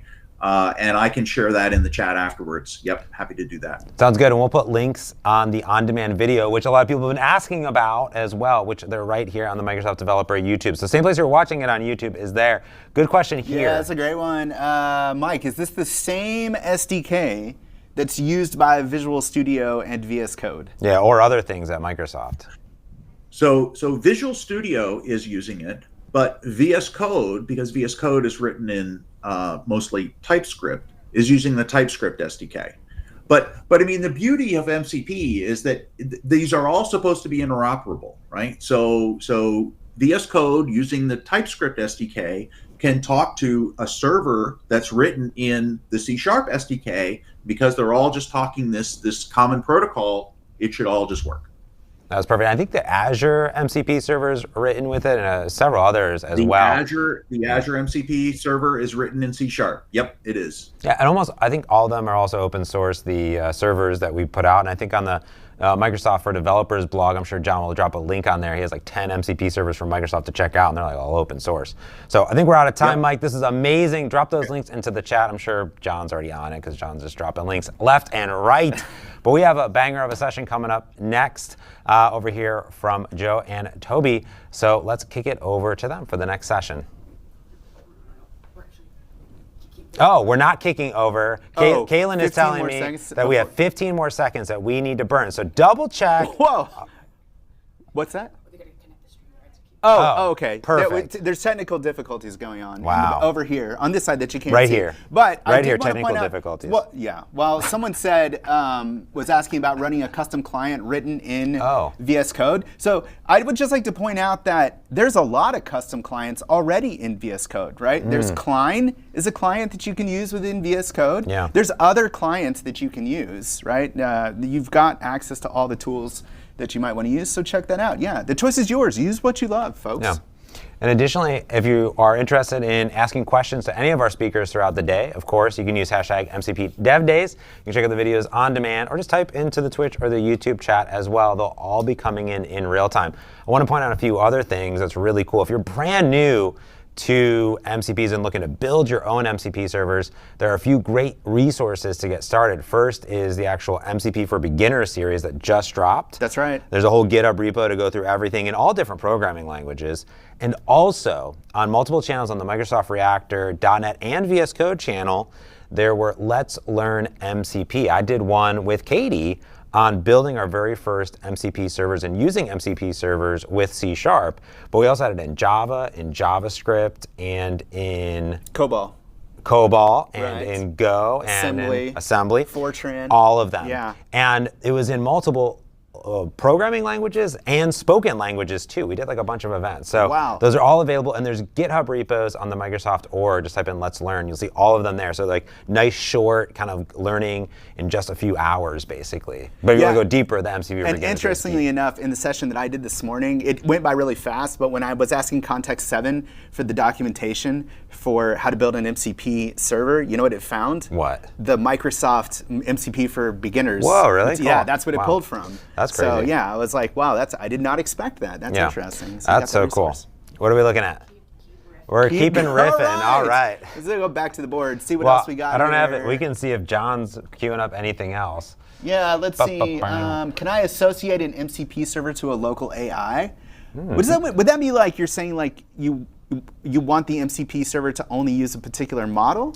Oh, you can actually do that. So if it's using sampling, so if an MCP server is using sampling, which means it can talk back to the chat and the LLM to the client, the user's in control of what model it picks. So you could assign it to just 4.1, or like Mike said, you could use like the Azure OpenAI like SDK inside of your server. So you're the client, you send me the server the information, and then I go and call another LLM. And I can do that because it's just code. So you write the code, it runs the code. Anything you want. Caitlin, how are we looking? We're good. I think we can throw it over. All right, Joe, Toby, take it away, please. Get this off of us. Thanks, guys. Hi, everybody. I am Toby from GitHub, and I'm joined with Joe from Microsoft. And today we're going to talk about the GitHub MCP server and how we went from local to remote. And Joe's going to give a quick demo on how to build a remote MCP server. So quickly, at the beginning, Anthropic created MCP, and I like to say this was more of a social innovation than a technical innovation. There was pre-existing LLM function calling APIs, but they weren't really gaining traction. What Anthropic did is they put in the hard work of building community and momentum and creating this standard. And one of the ways they did that is by creating a bunch of reference servers. So I think they created like 20 or 30 original MCP servers to kind of bootstrap the ecosystem. And one of those MCP servers was a GitHub MCP server. It was a local MCP server. And Anthropic told us that it was one of the most popular MCP servers out of the original batch. And so with that in mind, we worked with Anthropic to take ownership of the GitHub MCP server. And we wanted to do this to provide further direction and deeper integration into our platform. So what we did is we rewrote it in Golang, but it was still a local MCP server. We wanted to make it sort of a drop-in replacement for the original popular reference MCP server that Anthropic had created. But it was still a local MCP server, and that left some things to be desired in terms of user experience. One of those is that for authentication, you had to create a personal access token, or PAT. And that's not a great experience for users. If you go into GitHub and you want to mint a PAT, there's a bunch of checkboxes you have to check. You have to give it all the right permissions. You're not even sure half the time if it's what you really want it to be. So that was suboptimal and not really secure either, because you may give it too many permissions when you don't really want to. Another issue we had was that we rewrote it in Go, but we were distributing it via Docker. And so end users had to have Docker installed on their machine, which we heard a lot of complaints about. And it also meant that as we did new updates, it was hard for users to know that we had done a new release. They'd either have to have the new Golang binary and install it on their machine, or they'd have to run a Docker command to pull the latest image from our container registry, which was difficult. And so if you look at our usage, we still have thousands of people using old versions of the local MCP server. Around this time, Microsoft and Anthropic started working closely together. So several of us joined the MCP steering committee. One key member was Den Delamarsky, who is going to give a talk later today on OAuth, but he's an auth expert. And so he worked with Aaron from Okta and a bunch of other people from the community to do a new version of the MCP protocol that had a bunch of enhancements to OAuth. And that really unlocked our ability to do a remote MCP server. We ended up writing a new version of the server in Go. It uses the local open source MCP server that we have as a library. So all the community contributions get passed over into the remote MCP server. We implemented the new MCP protocol with the new OAuth flow. And this meant that users didn't have to mint PAC tokens anymore. They just clicked through the regular web-based OAuth flow, and it was much nicer and much more secure. Another benefit was now when we did releases and added new features that they showed up immediately, right? Like SaaS. We no longer had to educate people that there was a new version that they had to get. It was just there for them once they've installed it. But there were some challenges with this as well.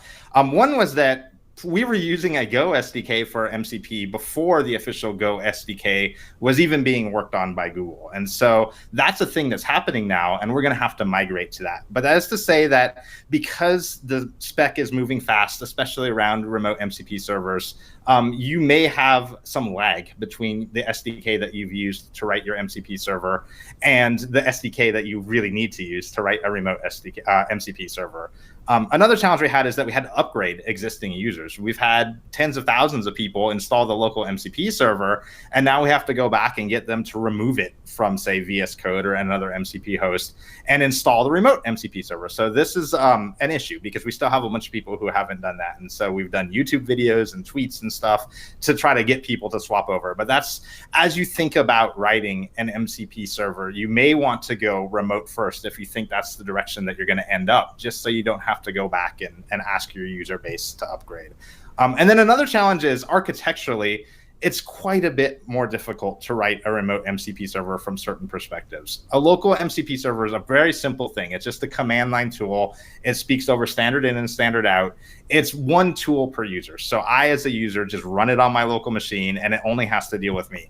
But when you're talking about a remote MCP server, you have an app server that may be serving millions of people. And so you're talking about sessions and state and disconnects and all of these things that are a lot more challenging to deal with than a local command line tool that's being run on somebody's machine. And so with that in mind, I'm going to hand it over to Joe, and he's going to show us how to build a simple remote MCP server. And I think after that, we can answer some questions. So Joe, I'll let you take it from here. All right. Thanks, Toby. And hey, everyone. My name is Joe. I'm a software engineer at Microsoft. And today, I want to kind of show you how to build a remote MCP server from scratch in 15 minutes in Python. And I will start with a simple hello world and evolve it into a fully functional to-do management server accessible by the streamable HTTP protocol. We'll follow an incremental approach to demonstrate the core concepts of MCP server development. All right, so let's just get started. First, we want to choose a Python popular package manager called UV. And this is one of my favorite package manager because it's super efficient and it's alternative to pip. So you can do UV init and your directory or project name. And since I already have done it, I'm not going to run this command. And then you can cd into a directory. And just to check that your project is running, I'm just going to run uv run hello.py. And it actually creates a virtual environment and it prints hello from remote MCP demo. And this is all automatically generated when you do UV init. And next, I'm going to install the official Python MCP SDK. And this is the MCP SDK that abstracts away a lot of the complexities of building MCP servers. And with UV, you can just add this package into your project, and that will create a uv.log file. Basically tells you what's the pinning the version of the package, and it makes the everything very smooth to use. All right, so next, I'm going to build the very first MCP server using stdio, or standing stand-up. First, I'm going to create a source directory, and in source, I'm going to create a dummy server.py. And let's get this code in. Right, so you can see with this simple 9 lines of code, you build your very first MCP server using the FastMCP class. FastMCP class is a very high-level MCP interface where you can use it to build your MCPs. And we use the mcp.tool decorators to convert a normal Python function into a MCP tool. And what's great about that is it can automatically convert the doc strings of a Python function into your MCP tool descriptions. So now let's go ahead and run this. We are using the command uv run mcp dev of this Python file. And what it does is actually to create a inspector UI, and you'll go to your browser, and then you select your transport type to be standard IO, and let's run that. Great, so our MCP server is running, and let's go to the tools and click list tools. And it should have the hello world Python function we just defined in the script. So let's type the name to be hello developers.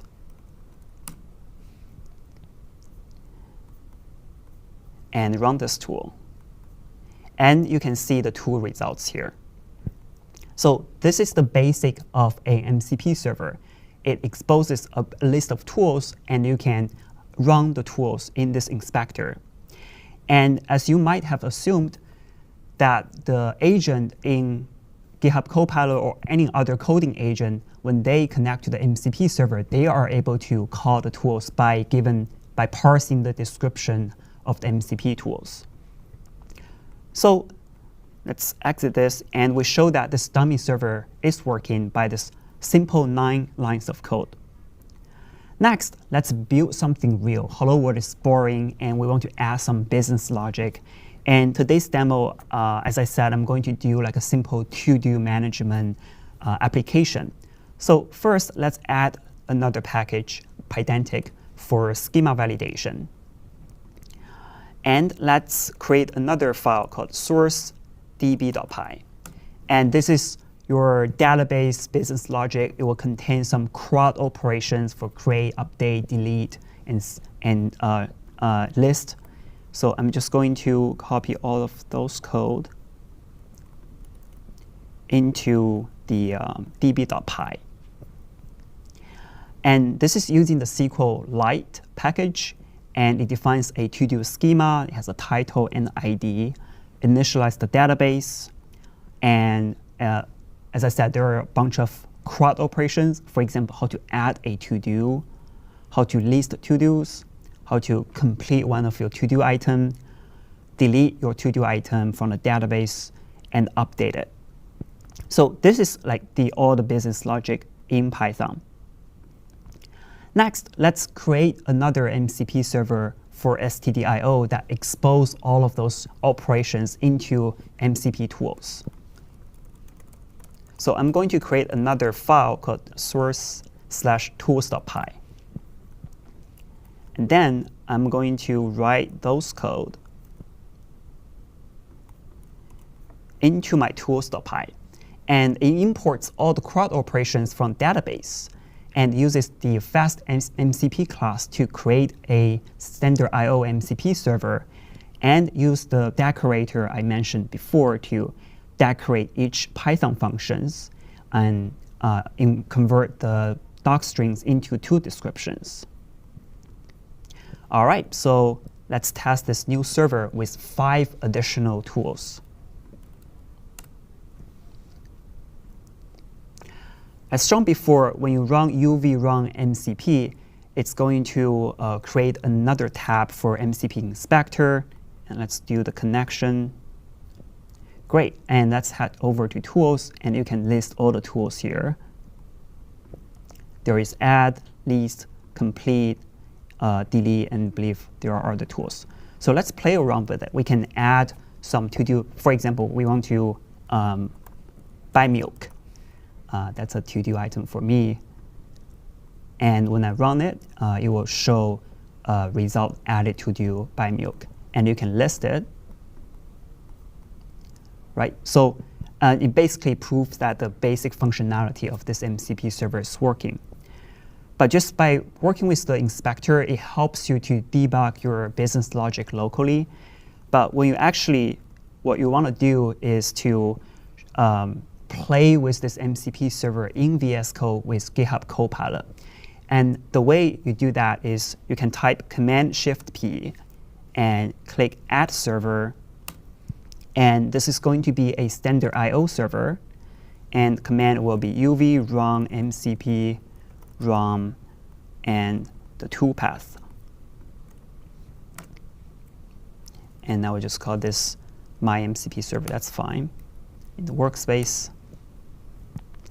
So, and this will create a mcp.json file. And this is where you configure your local MCP server using stdio and running the tools.py. And now let's open up the GitHub Copilot and make sure you are in the agentic mode. And I'm using model GPT 4.1. And let's do list all of my to-do items.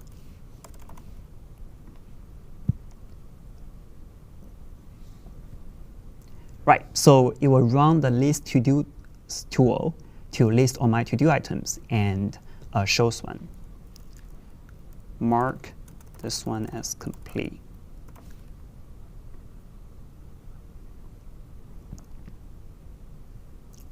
Great, so it marks my to-do item as completed. And this is the power of MCP servers. It basically given an agent additional tools that they can interact with and access beyond their context. All right, so that's moving on. So now we got a basic stdio server working, but this is not very exciting because we really want to make this remote. And there are several advantages of making a remote server. One is that you can really host your MCP server and then handle all the traffic. You don't require developers or users to download their MCP server into local and figure out how to run them. Or even if you create a Docker file and provide a Docker image, you still require the users to have Docker installed in their local machine. But if you create a remote server, as Toby previously explained, you can host the server somewhere and then have an endpoint where everybody can access it to. So I'm going to show you how you can convert this simple stdio to-do MCP server into a remote server. First, let's copy the tools into a new file called streamable http server.py. And you can guess from the name, we are going to use the streamable HTTP protocol. And the way you convert this to a remote server is by this adding this simply 2 lines of code saying that my transport is going to be streamable HTTP. And that's it. That's how you convert the simple stdio into streamable HTTP server. It's super easy because everything is abstracted away by the fast MCP class. So now let me run this server. And it's listening to a local endpoint at port 8000. And I'm going to create the inspector again. And this is another way you can run the inspector by doing npx of the model context protocol / inspector. And I'm going to copy paste change the transport type into streamable HTTP, and the URL will be your local 8000, and you have to add /MCP. And great, now we are connected to this MCP server, and you can list all the tools, and you can work with those tools I showed before. You can disconnect and connect them again. So that's great. And you can also see all of the output from your streamable HTTP server, and you will have an entire log of all the operations being conducted, and you can monitor it. Or you can. This log provides a great place for you to debug your server. So let me just exit for now. And the last step is I want to show you how to deploy this simple remote server to Azure Container Apps. Azure Container Apps is a managed service for running Docker containers. So you can just containerize your application and publish to Azure, and we'll host the container for you and create an endpoint where you can just directly hit that endpoint. To do this, you will first need to install the Azure developer CLI called AZD. I have already done that. And then you need to do a login to Azure. And the last step is AZD up. What this step does is basically to provision and deploy everything with just one simple command. And so how does AZD up works? Notice in my repository, I already defined all of my infrastructure for Azure Container Apps using Bicep. Bicep is a programming language for infrastructure as code. And basically, you can encode your infrastructure that needs to provision, deploy this application into Azure in this Bicep format. So in my main Bicep, I have defined some resource groups and some necessary resources. And in my resources.bicep, I have the monitoring container registries where you publish your containers into, and we have the user identities, container, and Azure Container Apps. And you just want to make sure that your port is set to 8000 because that's the port that Python is using by default. And there are just some environment variables, and the fast MCP host is an environment variable where you can change your endpoint. And the reason we use the 0000 is because when we containerize it, that's the default endpoint. So I'm not going to run the AZD up because it's going to take 3 minutes, and I have already deployed this to my subscription.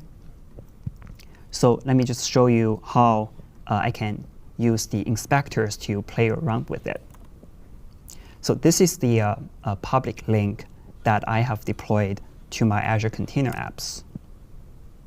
I'm just going to open up the inspectors and then change the URL to that public link. And don't forget to add MCP here.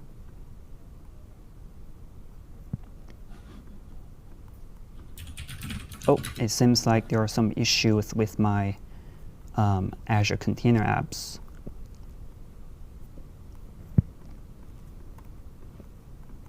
Let me try this again.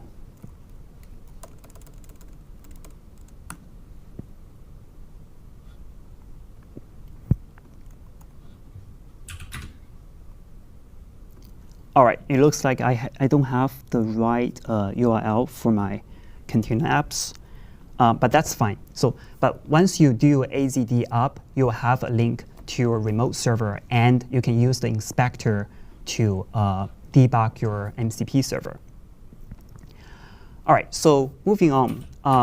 To summarize what we have built, we create a basic MCP server with 5 CRUD operations. We've converted a STDIO into a HTTP for remote access, and then we deploy to Azure Container Apps for this global access. And to really make this server production ready, obviously you have to add a bunch more things. For example, you have more sophisticated business logic. You want to absolutely add authentication and authorization. You want to implement rate limiting, caching, health checks, and monitoring, all of those operational things. And if you want to learn more about authorization for remote MCP servers, I highly recommend this blog post called How to Build Secure and Scalable Remote MCP Servers.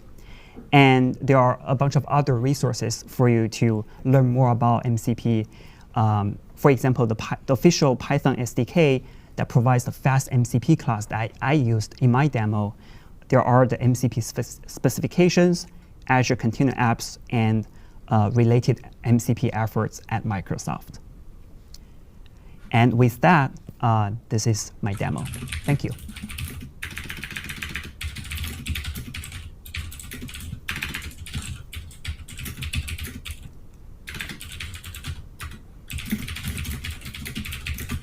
I believe we have a Q&A right now.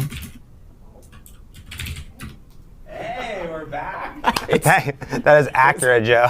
We couldn't find the button to get over to the. Sorry about that. We're sending that LLM request off to Copilot to switch it. It was thinking. It was just thinking. And it's the new TriCaster MCP server that we just vibe coded during your guys' session. And then we deployed that remotely because we were so inspired by the local to remote deployment scenarios.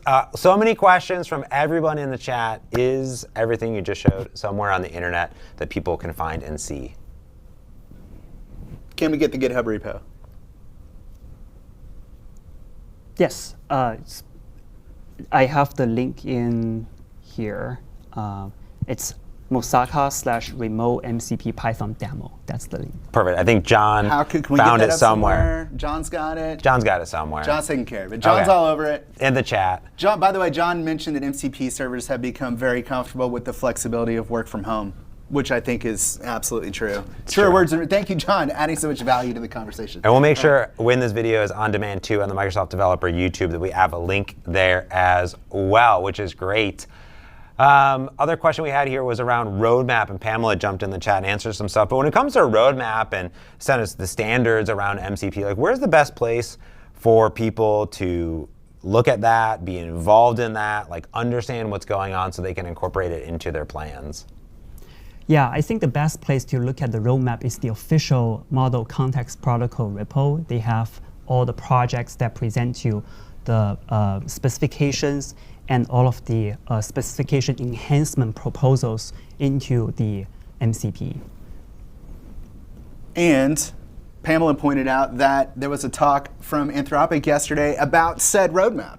So there we go. I guess we could check that out as well. Thank you, Pamela. A good question here from Vish is there some sort of tool at all, sort of like Langflow, that can like export sort of a native MCP, like maybe in Python or other things? Like are there tools that people could experiment around with that are out there today? Or have you guys tried it all? Yeah, I have tried personally a framework for agentic framework called LangGraph. I'm not sure what Langflow is, but LangGraph has a MCP adapter, and basically it converts an MCP servers or the JSON configuration into LangGraph tools, and you can plug it into the agents. So I believe there are all of those like open source frameworks. They have those adapters for MCP, and that make it very easy to integrate with. Very cool. Nice. We have a pretty detailed one. I don't know if you guys will be able to answer it or not, but we'll ask it anyways from the chat here. So if someone's building an agentic solution, like with AI Foundry, would they build MCP servers for functions that their agents would need to complete their tasks? And if their agent wants to do actions on GitHub, would it then use the GitHub MCP server? Toby, do you have any thoughts on that? Sorry guys, I just had a technical difficulty, but I just got my audio working. So if I was sitting here staring at you like somebody crazy, then Somebody help that's me, what it was. please. Yeah. Okay, I'm here Well, now. I do the can hear question it. So can we do the question again? Yes, Sure, no yes. problem. We got time, don't worry. Yeah. So let's say you're building your own agent, something like with agent service on AI Foundry, and they're looking to build an MCP server for functions that their agents need to complete tasks.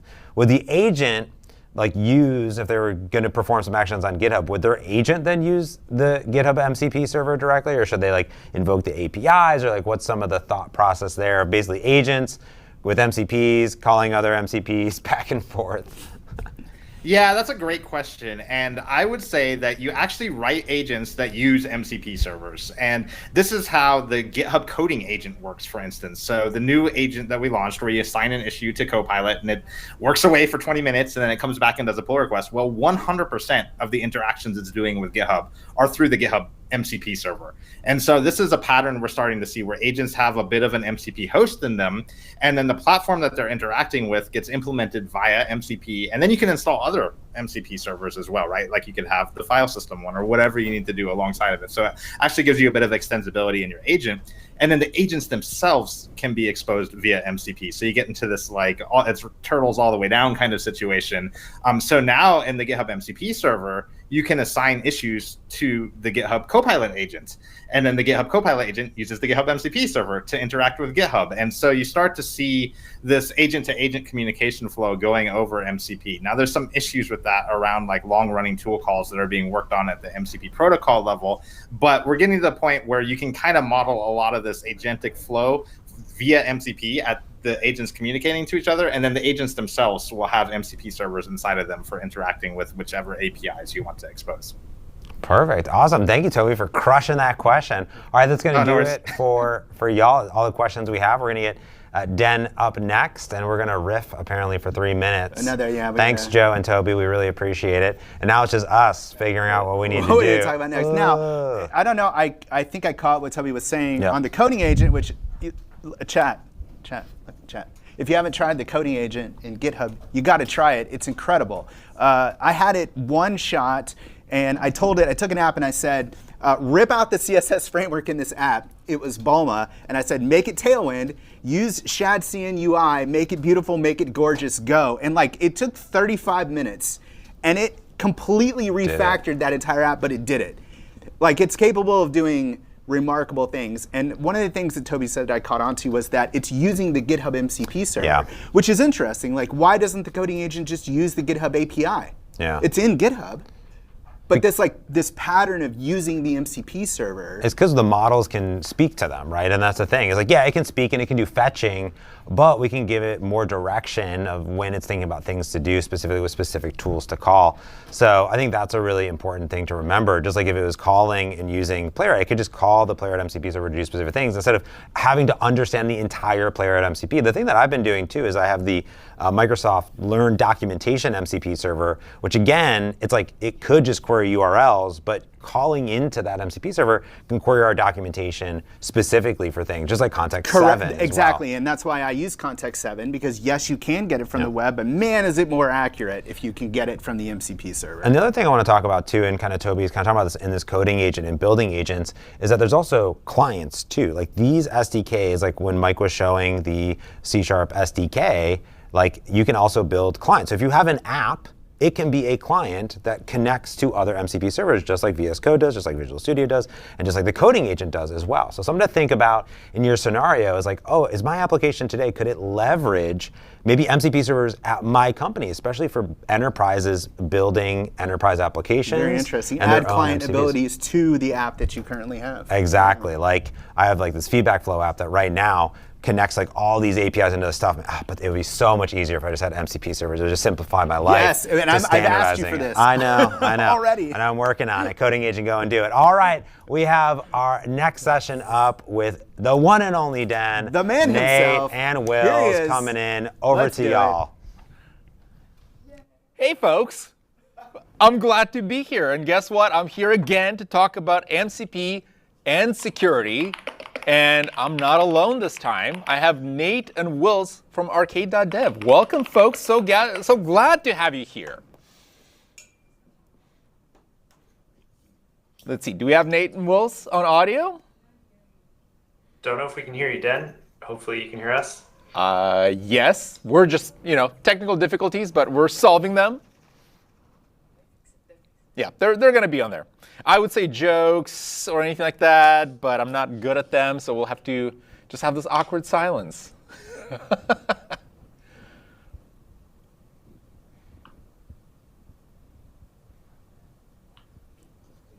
Yeah.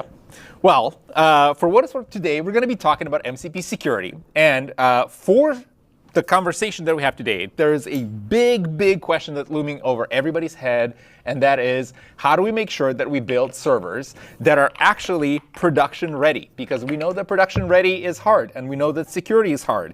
And because security is something that we should not build ourselves from scratch every single time, there's folks that are building those tools. And like Nate and Wills here are the ones that are building these out. So we're going to be talking about how do we make sure that our MCP servers, the tooling that we're constructing, and that every single piece of that infrastructure is actually ready and is enabled for all sorts of governance controls, for all sorts of authentication and authorization controls. And that is especially critical because now we're seeing a lot of the adoption of MCP in agentic workflows. That is, if I have a coding agent, if I have an agent that is responsible for sending email, or if I have maybe an agent that is responsible for building out other tools for me on my behalf, it's not as simple as just me throwing in a token or throwing in an API key and saying, go and work on my behalf. So that's what we're going to be talking about today. And especially when we see the evolution that right now is happening in the MCP specification, and that is we see changes in the authorization flows, we see changes with the enterprise profile that's coming soon, we see a lot of changes to how incremental auth works. All of these pieces are going to be highly relevant to agentic workflows, and specifically for MCP servers that are designed around interacting autonomously without user interaction. So that there's some very interesting problems, and I'm going to check in with our tech team to see if we have Nate and Wills yet. I'll keep going. All right, so let me just walk you through some of the things that we are thinking about at the very high level. So one of the most important pieces with the MCP security right now is, as I mentioned, authorization. We talked about this yesterday with Aaron and Darren, Aaron from Okta and Darren from AWS. And as enterprises start adopting MCP, and we see a lot of this adoption happening today, one of the core pieces that they're always asking is, how do we establish those proper governance controls, those proper channels by which we can monitor which MCP servers can actually be enabled in my organization? How do I make sure that the credentials that are used by those MCP servers are not leaked and are stored securely? How do we make sure that servers that are acting autonomously, as I just called out, are actually acting on behalf of users with the proper security controls and with the right set of changes that enable them to not necessarily be overprivileged, right? Because that's kind of one of the perpetual issues, that your servers do way too many things that you cannot necessarily do yourself, because that's the nature of the API. For MCP in this context, because MCPs, and if we think about like the types of servers that we have, right? We have local, we have remote. If you think about the threat model is pretty much the same as you have like seen before, right? If you have a local MCP server that is essentially running on your box, it has the permissions of the user on the box. That means that it gets access to everything that that user has access to. If you have a remote server that is sitting somewhere behind a firewall like any other API, it's just an API. But the difference here is that MCP servers can now be used by agents. And agents can act on behalf of a user. So this is somebody like me. I'm kicking off a coding task. I'm kicking off some process. And I just send off my agent and say, here, go and access my source code and do something with it. Go and invoke a bunch of tools to rewrite my code base and add some new library dependencies. Deploy this to prod, which can be a very scary scenario. But in this scenario, it's important to make sure that whoever is managing my organization actually has both the visibility in knowing that I'm the one that invoked the agent, I'm the one that triggered the MCP server, right? And I'm also the one that is able to control how that activity goes back and forth, and seeing like what is actually going wrong, what is going right. So all this being said, again, we are having our experts here in this remote studio. So we're going to bring in Nate and Wills again. Hello, folks. How are you? Are you ready to be talking about production-ready MCP and agentic workflows? So ready? We are ready. Absolutely. All right. So I've been rambling about old security, and I've been doing the security stuff for some time. But maybe let's start with kind of the big picture. Why is authentication and authorization such an important topic and such an important problem to be solved when we are moving into this era where MCP servers can now be used by agents and agentic workflows? Maybe I'll hand it off to Nate. I think that's a great question. Thank you, Den. It's really more important than ever because in the past, maybe we had web services, or you mentioned APIs, web applications where, it's important to log a user in. It's important to make sure that your account can't be accessed by somebody else. But in some of those cases, the stakes were pretty low. If somebody logged into my Amazon account, maybe they could buy something for me and I have something weird show up at my doorstep. But in the grand scheme of things, maybe not the worst thing in the world. I could charge it back on my credit card, or I could cancel the order or something. But when we move into this world where we have dozens, hundreds, or maybe even thousands of agents working in an organization, doing things totally on their own, it becomes incredibly important to make sure that the controls are in place and to make sure that the authentication, that the agent is who they say they are, or the user is who they say they are, plus the authorization of, okay, maybe we know who you are, but what are you actually allowed to do? What is the agent allowed to do that might be the same or different than the human is allowed to do? Do we want to give the agent a policy to say, oh, maybe we trust the human to delete the prod database, or maybe not. But for an example, maybe we trust a human to make database changes in prod, but we don't trust agents to do that. Those kind of granular authorization decisions are, I think, more important than ever. Right, and because we are talking about MCP and authorization, and we talked about the MCP specification, and a lot of that really focuses on user interaction, right? Like if we look at the core scenarios that exist today, it's all about the user went, provided their credentials, the user went and logged in, they gave permissions with standard auth flow. Like none of this is new, right? It has existed for some time. But once we start deploying production-ready MCP servers, and especially MCP servers that start working autonomously, a lot of these flows no longer apply. They don't work as well, right? Because if you have an autonomous agent, you can't quite have a user logging in because there is no user. The user just sent some command that the agent needs to go and execute this task. So how do we rationalize that in the world of MCP? Like, what are the things that folks building MCP servers should consider when they get into this kind of workflow where there is no user in the loop per se to do a lot of these auth pieces? And Wills, maybe you can share your opinion on it.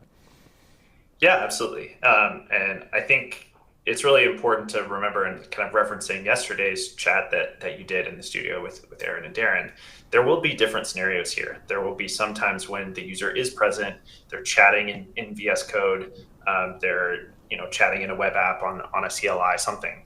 But as you said, there will be scenarios where the user is not there. The agent is acting on their behalf in some autonomous way. Maybe they got a webhook from some system. Maybe they did something else. But I think it is also important to remember that there will have been some consent at some point in the past, like whether that's the user saying like, yes, I give you permission to work autonomously in the future on my behalf. That's a very normal OAuth flow that happens all the time. Or maybe in some enterprise scenario, it's an IT admin saying like, I'm going to set this up on the behalf of the organization to run anytime we get a sales call that comes in and a recording, and I'm going to analyze it on the behalf of the organization. So I think the thing to remember for developers is to remember the scenarios that you're targeting and in a particular time, but also keep open and keep in mind that people may want to use your code and your products in ways that you didn't expect. And I think that's one of the things that MCP does really well. It's trying to nail all of those types of scenarios, but it's also very difficult to like work in that scope of could be anything, could be any time. So right. And I'll add to that the what's kind of new or a new thing that server developers need to think about if you're building an MCP server versus building like a web API server or something is the it tends to be the case that the cardinality of the authorizations that you might have to keep track of is much higher than it's been in the past. Maybe not obvious at first, but in the past you might have to track, like Will said, whether this particular user consented to this thing at some time in the past.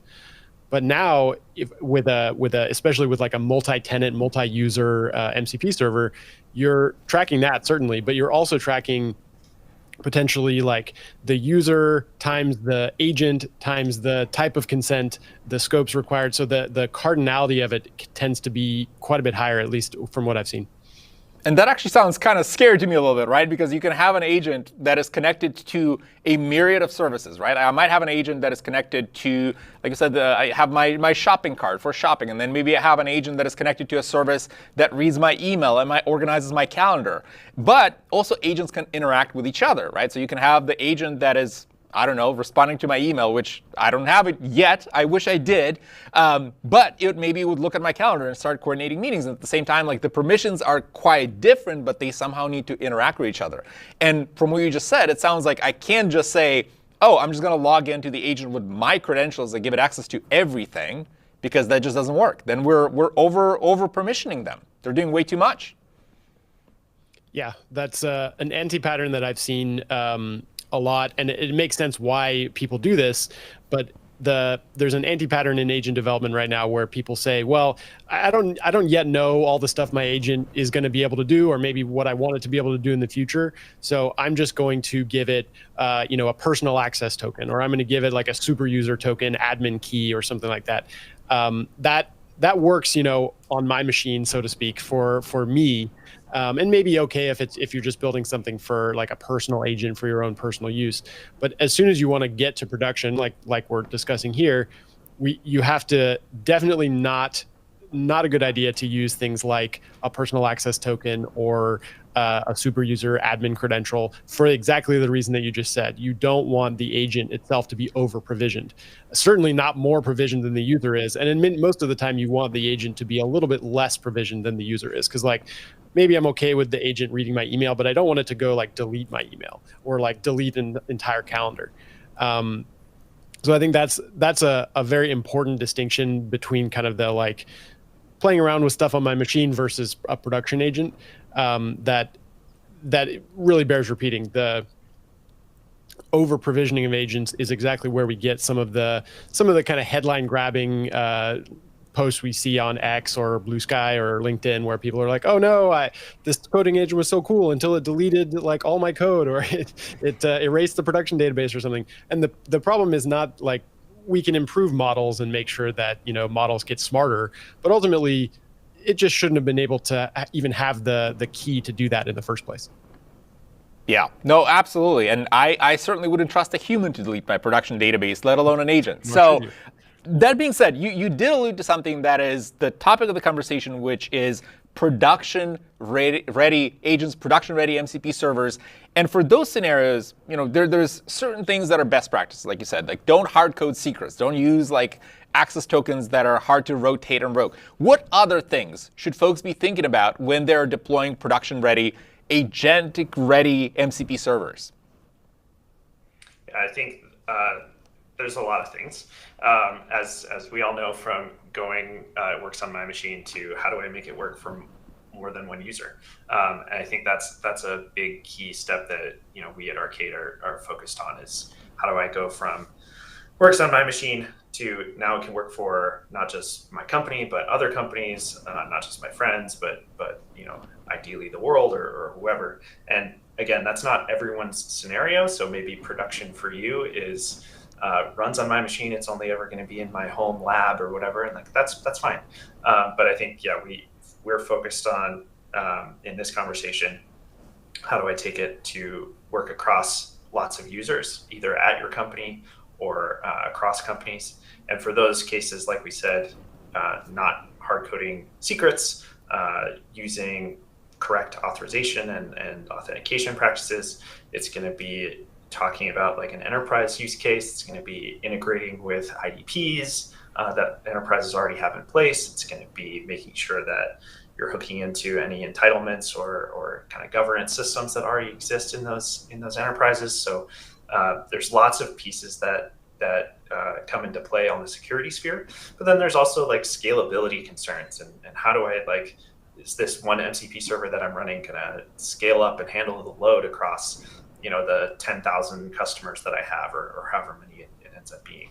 How is it gonna be able to connect to the database that I'm trying to connect to? If I have like 50 servers that spin up, is that database gonna be okay? So there's like all these kind of systems conversations you have to keep in place. There's testing and continuous integration types of scenarios that you have to start thinking about. So there's lots of these pieces that kind of get added on to how do I make this thing reliable, scalable, secure, that again are not necessarily new to us as software engineers, but are becoming increasingly new in this world of MCP and agents. I would add something I think that I'm excited to see baked into the protocol now. I think something the protocol has gotten really right so far, thanks to you actually, Dan, is the codifying OAuth 2.1 as kind of a base requirement for the protocol itself. That it ties exactly into what Wills is saying. There's kind of a set of security principles that we've known for a long time in the web that have been floating around. That like the best services implement these already, so it's nothing new. But taking that as a baseline, like the starting point for MCP, rather than kind of a lofty goal or the stretch goal for MCP, but just saying, you know what, if you're building an MCP client and an MCP server, you have to start with OAuth 2.1 as a baseline. I think that is a really important step for the protocol to make, and we see that now in the June 18 release of the MCP protocol, or the version. The question from there is, of course, how do we make sure that developers can do that correctly? It's one thing to have it in the protocol and say, yep, everything has to be OAuth 2.1, but then making sure that our like starter kits and the MCP documentation and examples and stuff all kind of make it super easy to build those kind of baseline compliant services, I think is a work in progress, but we're seeing a lot of really exciting progress in that field, just like making it so that developers can fall into the pit of success, so to speak, and make sure that it's easy to do it the right way and hopefully hard to do it the wrong way. Fall into the pit of success. I love that. I think that should be basically the theme of a lot of the MCP work and you folks have been, you're not giving yourselves enough credit. I think like Nate and Wills, both of you were contributors to a lot of the auth space. So we're very lucky to be working with you and the MCP community.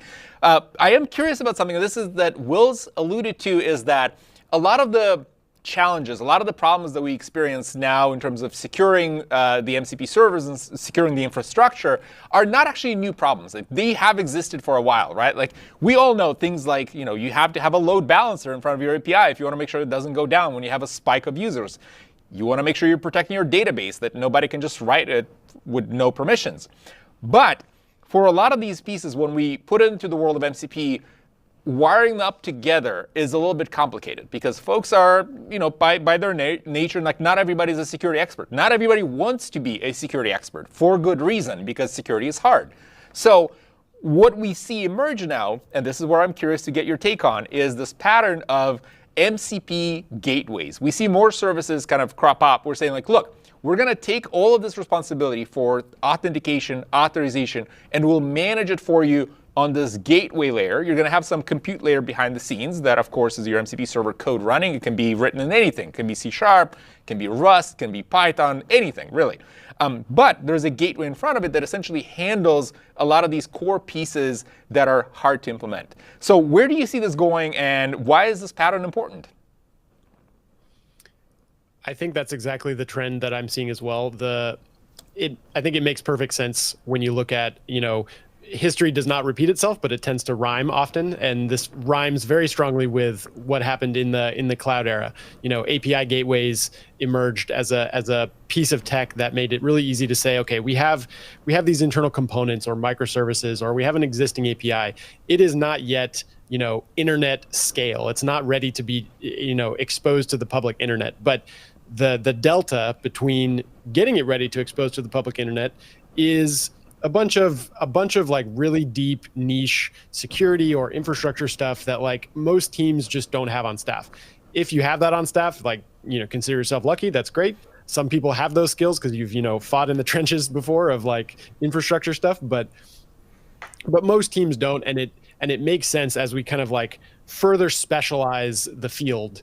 It makes sense that there's like purpose-built solutions that wrap up all of the best practices, wrap up the auth stuff, the security stuff, the entitlements and permission stuff, and the scale stuff, and package it all together and say, okay, this is your kind of front-facing front door. Here's your internet layer or gateway layer, and behind the scenes, like you said, maybe that's just some Python code that's actually running the tools or the retrieving the resources, or maybe it's a mixture of like some C# here, some Go here, some Python over here. Being able to abstract those concerns and say like my gateway concerns are handled by a reusable component, and it plugs into my existing infrastructure. That's really helps teams get a lot better like time to market, being able to see the results, see the value out of this stuff more quickly. And it also means that you have a much, I think, smoother path to retrofitting old systems. So it doesn't have to be like a total big bang rewrite. It can be, you can take it in pieces and say, we're going to expose a little bit of functionality here. Doesn't mean we have to like rewrite our entire internal system in like Python or something. We can just take a little bit of our API, expose it via an MCP gateway or whatever. I'm not sure exactly what term is going to really emerge as like the term for that, but I think MCP gateway is maybe the leading contender. That I think it provides teams a way to start dip their toe in the water and say, we want to do this the right way, but we also don't have like 6 months to build this in-house. Wolf, what do you think? I agree with a lot of what Nate said. I think that history rhyming is definitely I'd agree with. There's a lot of similar patterns here of this is middleware. This is a hard thing to think about, much less to build. And developers at the end of the day, they want to be. I would actually argue they don't even really want to be building MCP servers. They want to be building tools. They want to be building like experiences. And so MCP is a means to an end, is my kind of hot take for this conference, I guess. But I think there will be a lot of pieces that get kind of pulled out of what a developer has to worry about building. Auth, scale, all these things are some of that. And I would reiterate, like we've seen this pattern before. We've, like Nate mentioned, API gateways are a thing, were a thing in the cloud era. However, I would say there's a difference here, and we started to see it kind of with authorization in the cloud era, where authorization was and is much more tied to the business logic of the thing that you're trying to do. So it was very hard for these gateways to pull out the authorization piece into some externalized system. And I think we'll continue to see things like that in MCP and in agents and agentic AI world, where it's not exactly obvious yet, like where those and how those things will get pulled out. So I think we'll see something similar in that middleware will be a thing, but whether it's a gateway or something more complicated and closer to your app, your agent, I think is yet to be seen. Love it. Focusing on the customer value, because at the end of the day, it's all that matters is shipping actual implementation to customers that solves real problems instead of focusing on kind of the plumbing, if you will. Now, we might have some community questions, so I want to hand it off to our good friends, James and Burke, who are sitting right behind me. Whoa, we're right here. Yeah. And you're there. What questions do they have? Oh my God, everyone is really loving this specific topic. People are just infatuated with different security and best practices going on, beast practices, if you will, beast mode practices. So I think what's really fascinating here is we need all of y'all back to do more content over here on the channel for us, which would be super rad to see. So lots of great questions from the chat. What's the first one that we got, Burke? We got one over, when you start here, yeah, this is a good one. So Abe says, one of my tool requirements, Atlassian OAuth 2 token, and we would like to use Microsoft Intra AD as an authorization server. How can we do it? they can do this today. We have guidance, and lucky for you, we actually have Julia here, who's going to be presenting shortly in the Azure API management space that enables a lot of these scenarios. So as we talked with just Nate and Will just now, we're heavily invested in making sure this gateway patterns is the reality where we can make it very easy for you to just adopt cloud solutions, plug things in, plug your compute in, and just run with it. That's the answer. Wow, that's amazing. That's actually a pretty good segue. Y'all can't see Julia, but she's just right here off camera. Hey, Julia. So she's ready. Hi, Julia. All right. What do we got over here? Vish. Yeah, why don't you do This is more of a statement, but we can get your thoughts on it, which is, Vish says, servers should never trust token data blindly, always validate signature, audience, in general, AUD. I think, Nate Wills, what do you think? What should servers be doing with tokens these days? Vibes. Vibes? Yes. Check the signature, check the audience, do all the things. There's lots of libraries that will help you do this. Again, like we're saying, this is complicated, this is esoteric sometimes. Use SDKs and libraries that will help you do this the right way so you don't have to worry about it. Makes a lot of sense. I will also say one of the parts of MCP or integration problems that I think has been the hardest to explain and definitely the hardest to kind of grok, because I see people asking questions about this all the time in the community, is that in MCP, the word token is like horribly overloaded now because it means like 1,000 different things. But in this case, for MCP specifically, MCP has authentication or authorization tokens between the MCP client and the MCP server, and that's one thing. And then there also might be authorization tokens between the MCP server and some other API, like Atlassian in the previous question. But it's crucial to understand that those things are not the same. Those tokens are both tokens, but they are not the same token. And there's a bunch of problems that happen if you try to cheat a little bit and say, oh well, they're all authorization tokens, so why don't I just kind of use the same one twice? Very tempting. I was tempted to do it myself as well, and I was fortunately educated by some really smart folks in a number of GitHub threads to say, nope, can't do that. So I still see that. I think we should probably write a blog post together or something about that, because it's probably the number one confusion that I see people struggling with when they're building MCP servers is assuming that those tokens can be the same thing, and as long as you do validation on one, you've kind of validated them all, but not the case. Yeah, that makes a lot of sense. Good one here from Suresh. Entra ID by default provides agent ID for agent built with AI Foundry. Curious if it's maybe something considered auth-N, auth-Z spec for MCP. We are working very closely with the Entra ID team to make sure that their implementation actually fits well with the MCP specification. So stay tuned. No announcements today, but it's something that we are proactively working on, and we know it's something that we want to address. You're not going to do a late-breaking announcement here, Den? No, this is not the announcement today. Today we're just learning from the community. Oh, I thought you were about to drop something big on us. No, not today. All right, okay. Did we get over here? Sorry, no, we didn't. Just reach What's this right one? On you here. Verified ID could assign a decentralized identifier and verifiable credentials to each agent or MCP host. Identity providers who trust ID issuer can then issue access tokens. It sounds like maybe that was a reply to someone else. It could be, but it's true. I mean, here's the thing.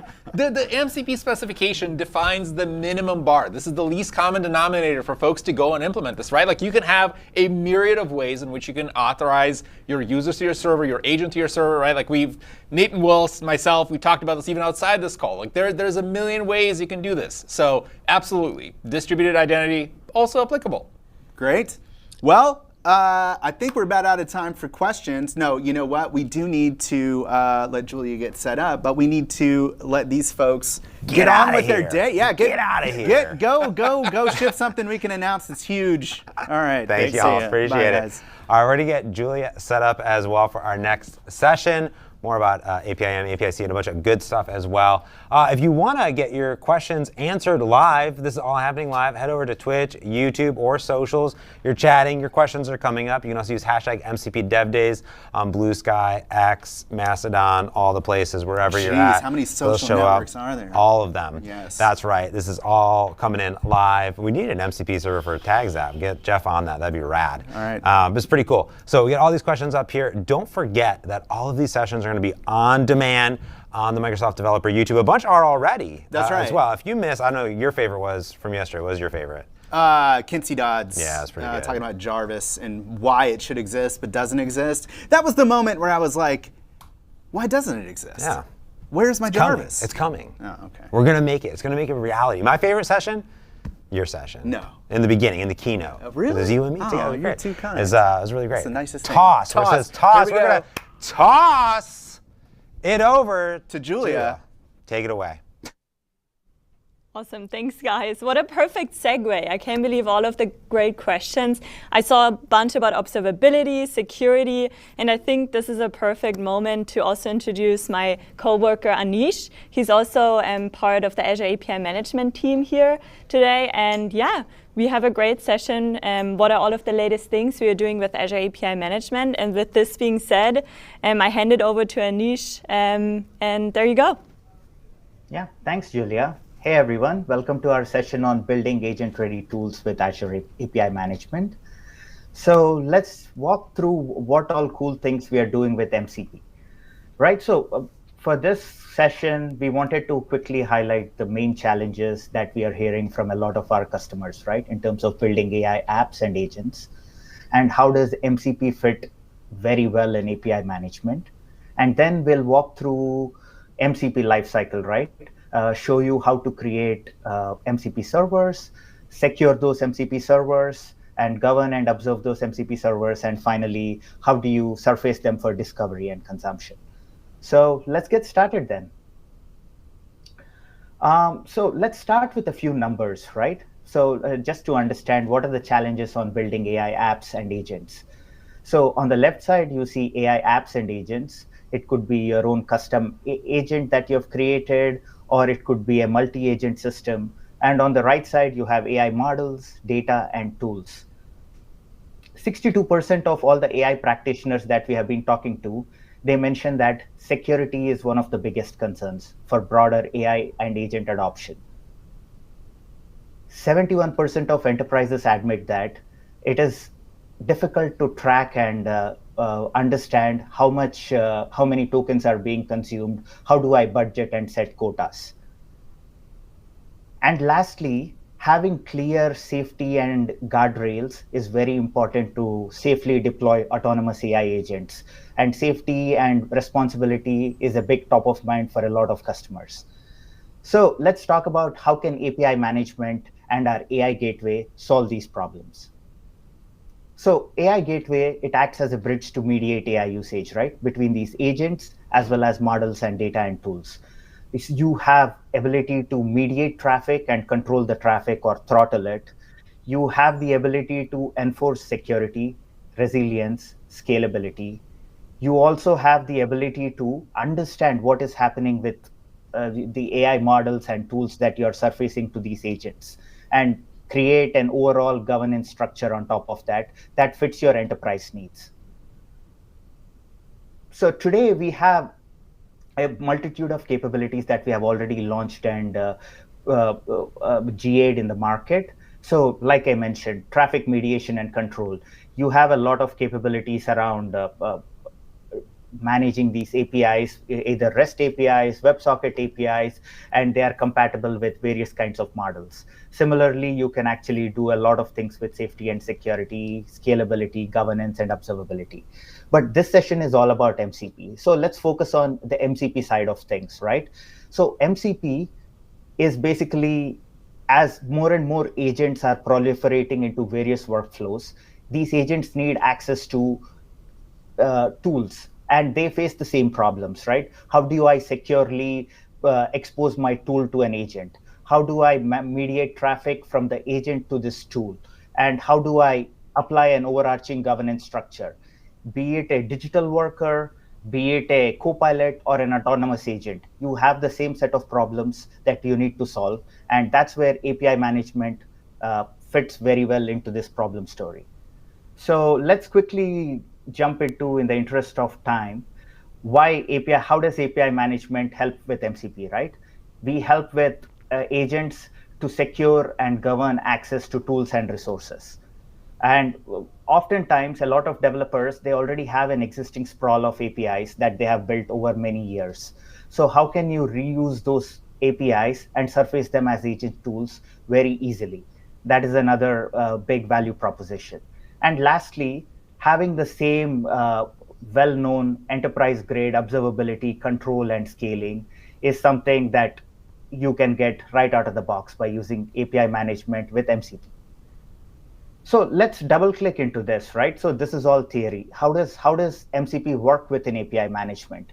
So let's start with the first step of the life cycle, which is, this is basically talking about the challenges, right? So we have duplicated development efforts, security concerns, and having the need for a registry.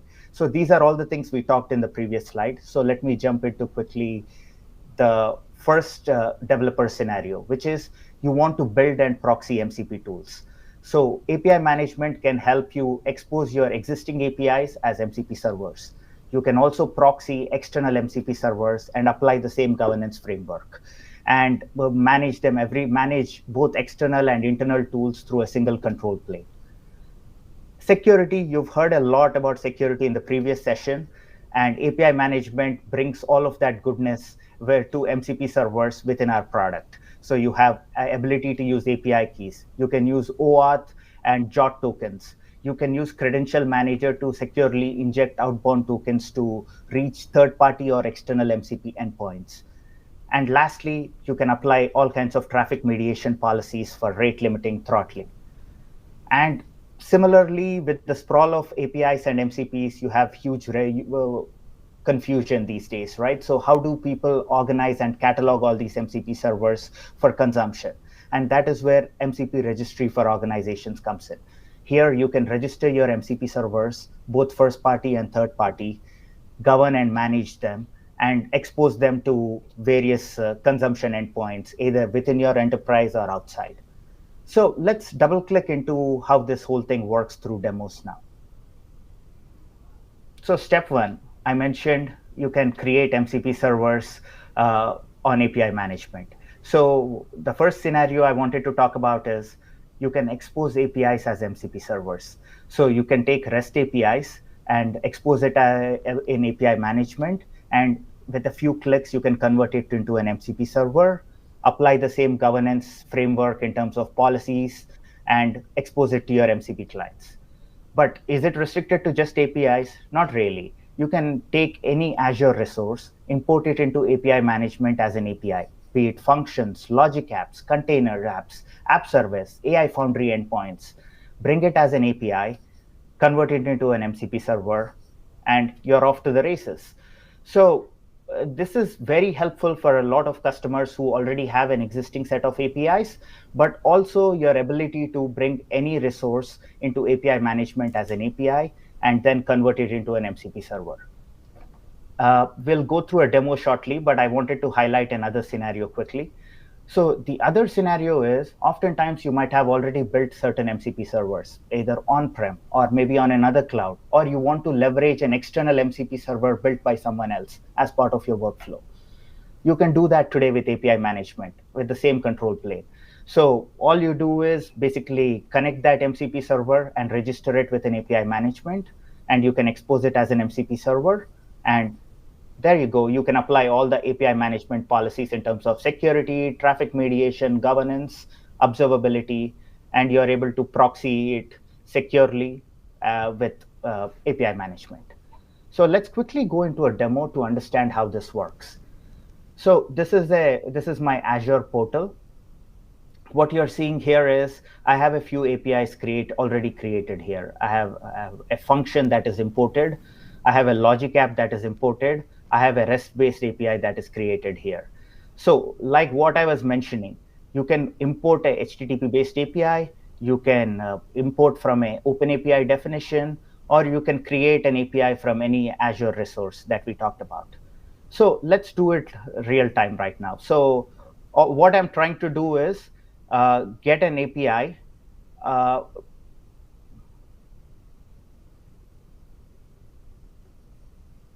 right. So I'm trying to upload a JSON file to create a new API with an API management, and we will real-time convert that into an MCP server. I need to put this URL suffix. And we are creating this support ticket API as a new API in our API management instance. As you can see, now I have a fourth API created. It's called a support ticket API. Now I can take this API, go to my MCP servers tab, and I have the option to create an MCP server, either expose an API as an MCP server or expose an existing MCP server. I'm going to click on expose an API because we bought that Open API spec as an JSON. So here, all that I'm doing is choosing the operations I want to surface as an MCP server, and I'm just creating a new MCP server here.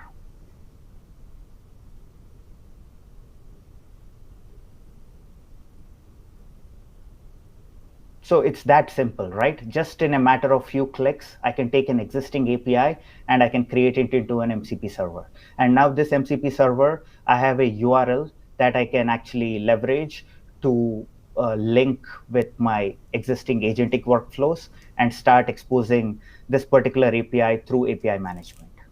Now let's talk about the other scenario I mentioned. Can I expose an existing MCP server? Here, let's just take a simple example of exposing something like the GitHub MCP server. So here I've just saved it, so just for the sake of time. So let's go here, and I'm just going to call it a GitHub MCP server, and I'm creating an existing MCP server here. Again, all you need to do is get the base URL for the MCP server and use it to expose it in API management. So as you can see, the source is what differentiates various kinds of MCP servers here.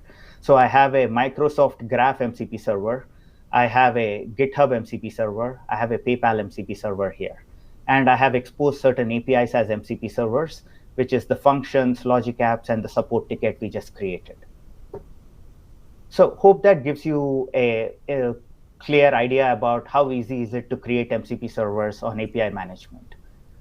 Let's get into the more detailed scenarios, right? Now that you have created an MCP server, the next step you must be thinking about is, how do I secure my MCP servers? Because security is top of mind for everyone, and I need to be able to secure my MCP servers.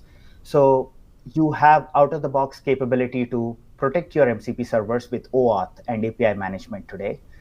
And if you are accessing a backend MCP server, you can use the built-in functionality of Credential Manager with an API management to authorize access to your backend MCP servers. Let's look at how that works. So here I have created a few MCP servers here. Let's go into one of the MCP servers for which I have already configured the policy for security. So I have hosted a MCP server in Azure App Service. And what we are doing here is, using this policy, we are validating the incoming request to our MCP server. We are using a Azure Entra ID token to validate if the request is right. And if the request is right, we are using the Credential Manager to obtain a backend access token to access the server and get the desired outcome. So let's just look at how that works. So just to show you guys Credential Manager with an API management, we have Credential Manager. Here we have created a credential provider called Graph V2 to access the Graph server. And within this, we can create multiple connections. As you can see, I have created a connection here using Azure Active Directory, which will extract the token for me and pass it to the backend service. And here, it's as simple as you can use any kind of auth provider, right? You can use Azure Active Directory, Google, Salesforce. So any kind of auth, custom auth you want to bring in, you are able to do that with our credential manager capabilities. So now let's just go and test these MCP servers, right, to see how the auth actually works. So the server we'll be looking at is the Microsoft Graph MCP. So I'm going to jump into my VS Code quickly. So I have already created the JSON file here, and I have pulled in the MCP servers into this particular file. But adding MCP servers in VS Code should be as simple as add MCP server, to post the URL that you have in the portal, and you should be able to connect the MCP server to VS Code. But I've already done that in the interest of time. So let's just get started. So here I have two servers. One server, I'm calling it as no auth. This is what we are trying to directly access the backend app service hosted server, where we don't have any auth details. So the outcome we are expecting here is the request should be denied and we should get an error message. And in the with auth, we are surfacing the API management link URL, where I have configured my inbound authentication using Enter ID and my outbound authentication using Credential Manager. So let's see how that works. So I'm just going to use GitHub Copilot.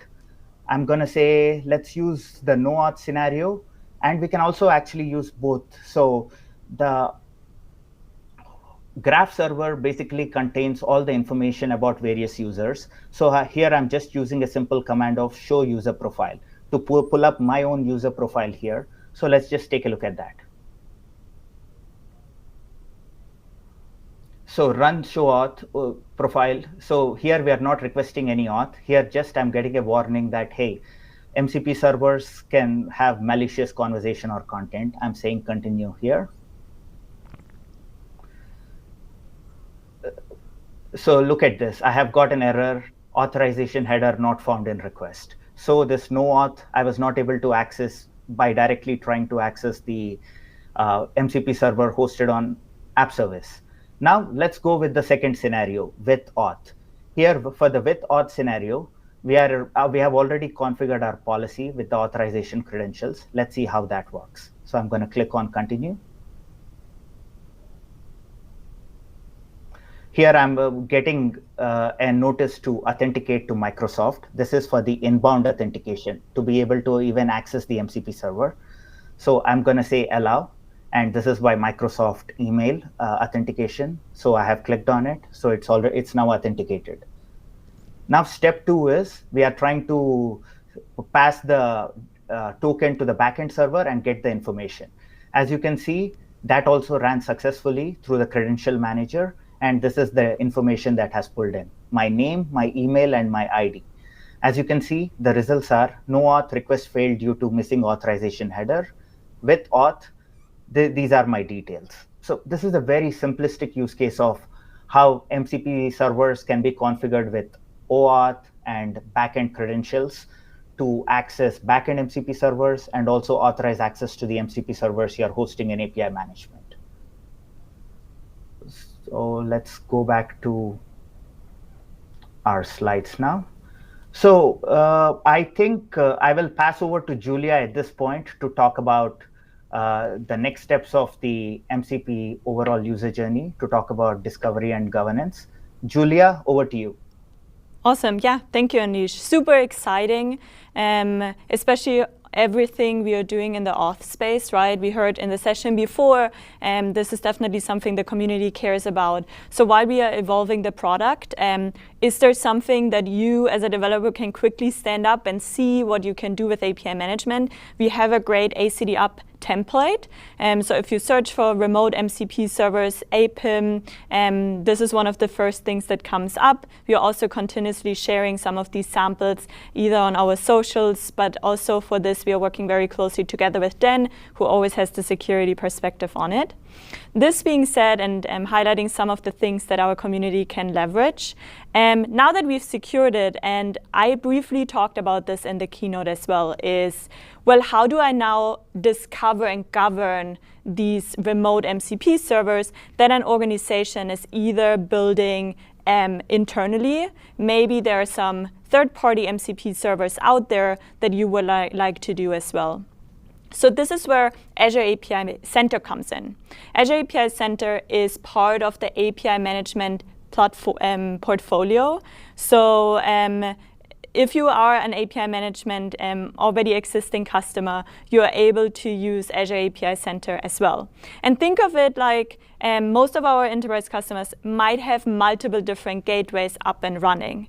They might have different API management across different regions or different services here. Can you share your screen? Let's see. Yep. We're having some technical difficulties here right now. Just so I can share my screen.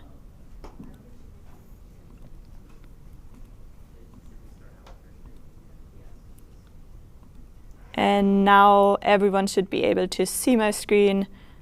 If we go back in here, perfect. And let's truly talk about the discovery and governance one more time.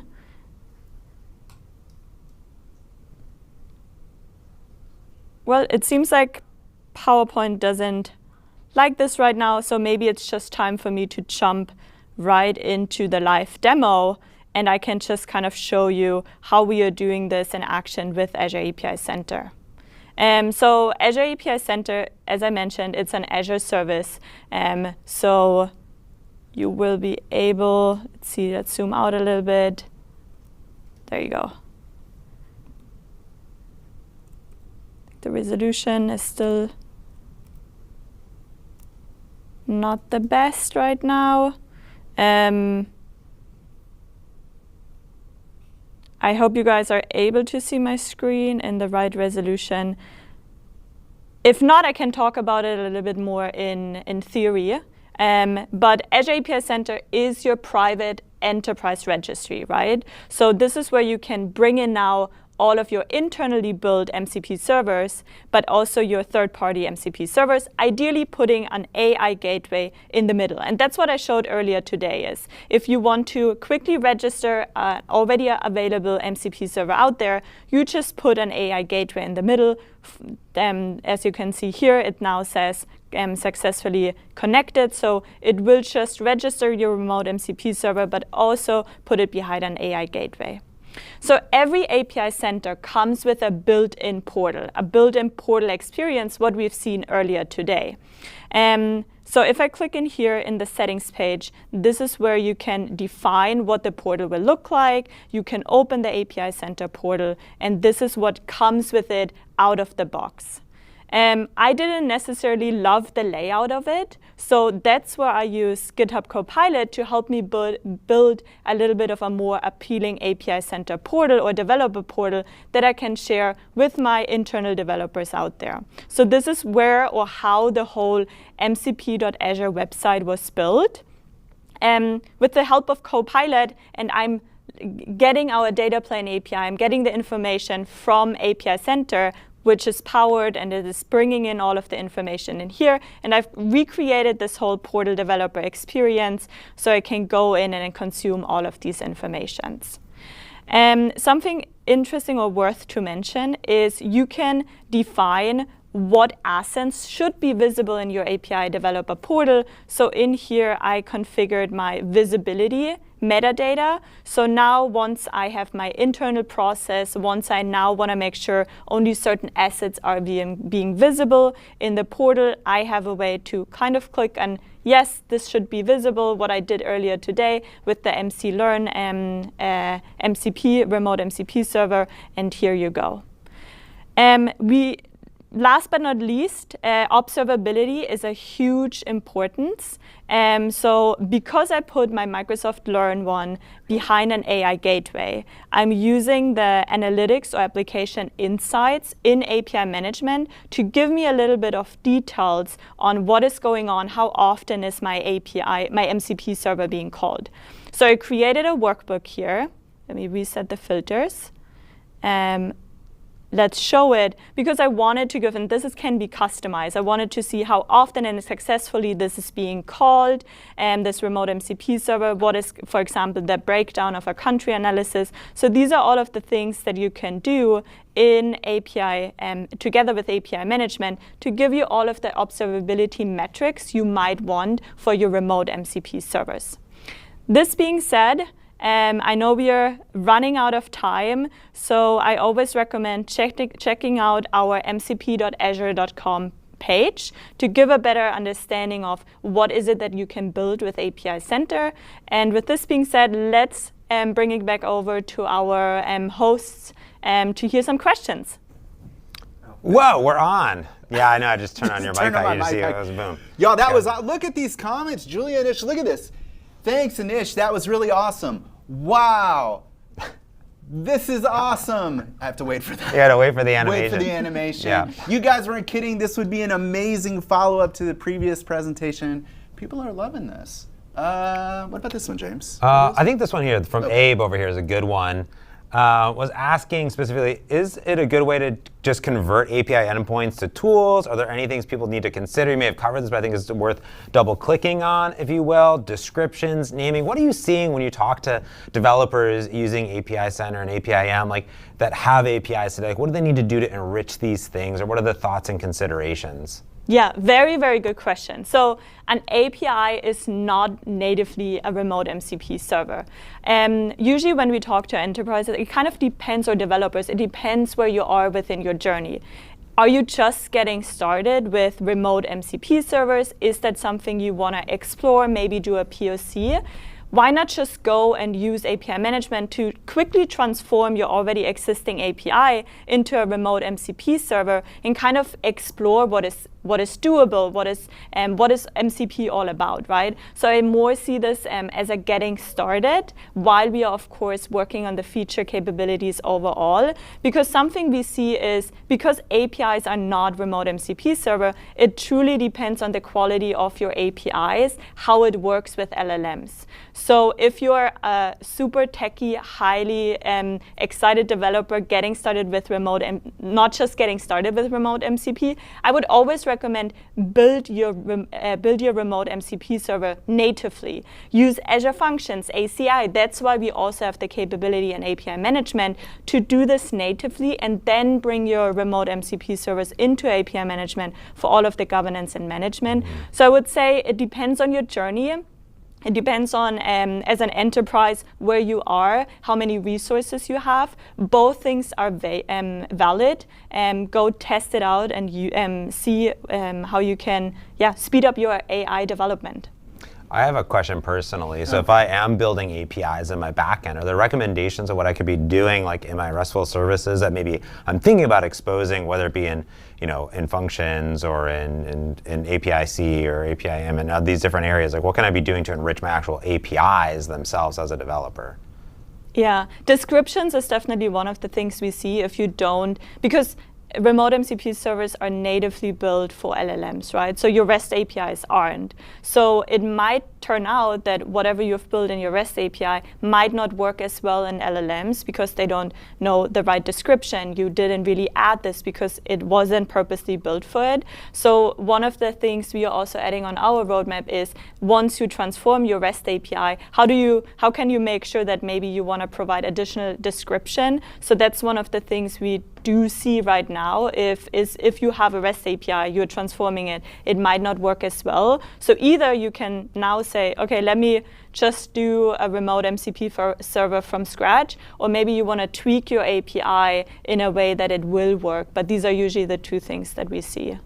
Very cool. Yeah, it's very interesting. So just one comment about, once more, where in the chat where we can find the tooling and information previously stated. I'm sure someone will take care of that. Yeah, where's the best place for people to go? Is it just the mcp.azure.com, or is it another place that you would recommend people to get started with this stuff? So for our AI gateway, we have amazing labs. We have a GitHub repository that comes with so many different labs, not just as MCP related, but more LLMs or models related. But we are starting to add more MCP samples there as well. For auth, we have, while we are working on documentation, we also have the ACD up template for these remote MCP servers and how to better protect them. For API Center, that's why we built this public showcase, right? Go to mcp.azure.com, check out what it's all about. Do you want to build your own enterprise registry? How can I build this? What does it look and feel? And we have lots of great links in the page there as well. This is perfect because I do get questions all the time from businesses and enterprise, which is like, this is amazing, and there's all these servers out there. We talked about it in the keynote as well. There's all of these thousands of servers. How do I actually like narrow it down, the things that I'm building for my company, for my employees and my teams? How do you tame the wild, wild west? Because that's what it Exactly. is. That's what it is. Well, awesome. Anish and Julia, thank you so much for the amazing session. Of course, all these sessions will be on demand, and we're going to get ready for our next session. So I'll let y'all get back to implementing more MCP servers and deploying them out with APIM and APIC. And Do we have to kill more time, or are we going straight to it? This says riff. Oh, riff. Okay. Riff. All right, let's riff. Well, you're riffing with the board, or you're riffing with me? I don't know. Oh my goodness. All right, I have a question for you, Bert. You go ahead. What inspired you to create Beast Mode, and who came up with that amazing name? Well, now we have to get into what Beast Mode is, and I think what you're trying to get at is that you named it, and that is. Yep. It's actually just the name that's any good. The thing itself. Beast Mode is just a custom chat mode for Copilot in VS Code, and it tries to make 4.1 a little more agentic than it normally is, because 4.1 is really fast, but it isn't very agentic, and it doesn't like to complete. So it just tries to get it to complete things. And you called, I don't know why you called it Beast Mode. I don't know. You just did. I just did. I just like threw it out there making a joke, and then I just it's stuck. Yeah, and now that's where we are. I think what's interesting is you can also then apply Beast Mode to other models as well. You can, if you want to. Now, I think you spent a lot of time actually with the documentation. So, like, what actually went into the thought process of that? Yeah. So first of all, what I did was I tried to get the LLM itself to write its own prompt, which didn't work at all. Oh. And then I went through and I realized that with 4.1 that if you give it numbered steps, like do this, then do this, then do this, then do this, it's pretty good at that.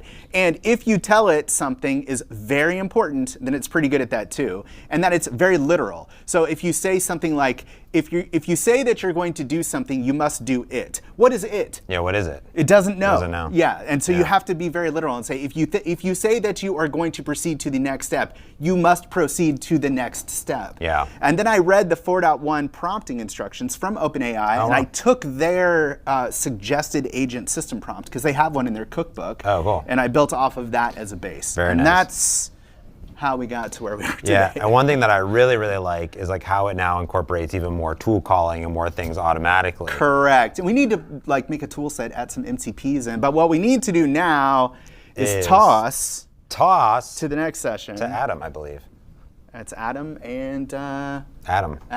Take it away. Take it away, Adam. Hi, It's all you. My name is Adam Kaplan, and I'm a senior staff engineer on Agents platform, which is part of Core AI at LinkedIn.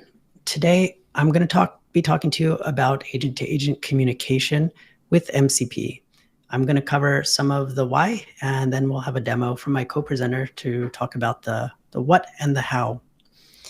So where I'd like to start this is way back to trying to understand what exactly we're trying to accomplish with agent-to-agent communication and with MCP. And what we're trying to do is create the fabric that powers the autonomous agentic world. So to understand that, we should get into why agents need to talk to each other at all. The fact is that agents today don't have very much agency. They're mostly operating in fixed workflows where they choose actions to take out of a very fixed tool set. It's unrealistic for agents to become experts in all tools. So the solution here is to allow agents to talk to other specialist agents. And by doing this, all agents can become more autonomous and be able to operate without a user holding their hand in a fixed workflow. Where does MCP fit into this, though? Oh, let's look at how things evolved. First, a couple of years ago, we had LLMs that replicated human language. And we found that we could take that capability and wrap it in some instructions and guardrails and some model specialization to replicate human behavior, reasoning and acting, similar to what we might do. MCP is now coming in on top of this to adapt agentic apps to human communications paradigms. Let's do a quick comparison so that you can see what I mean. For a human, you might send a direct message or an email to another human. With an agent, it would be a tool invocation. Humans ask follow-up questions. Agents use elicitation on their tool invocation. Humans send progress update messages. Agents send progress update messages with MCP.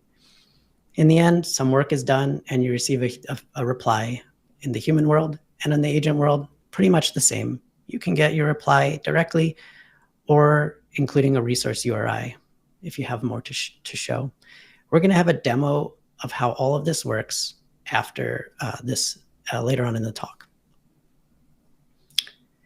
But before then, I'm going to take a moment to discuss where we are in the world of agentic applications, where agent-to-agent communication comes into play. We are right now riding an exponential wave where every successive generation of models and model infrastructure effectively doubles the capabilities or perceived capabilities of the previous generation. So today we might be solving problems that tomorrow, a few months later, will move lower down in the stack. Agent-to-agent communication is a fantastic example of this. Just a few months ago, maybe 3 months ago, I solved agent-to-agent communication in my project.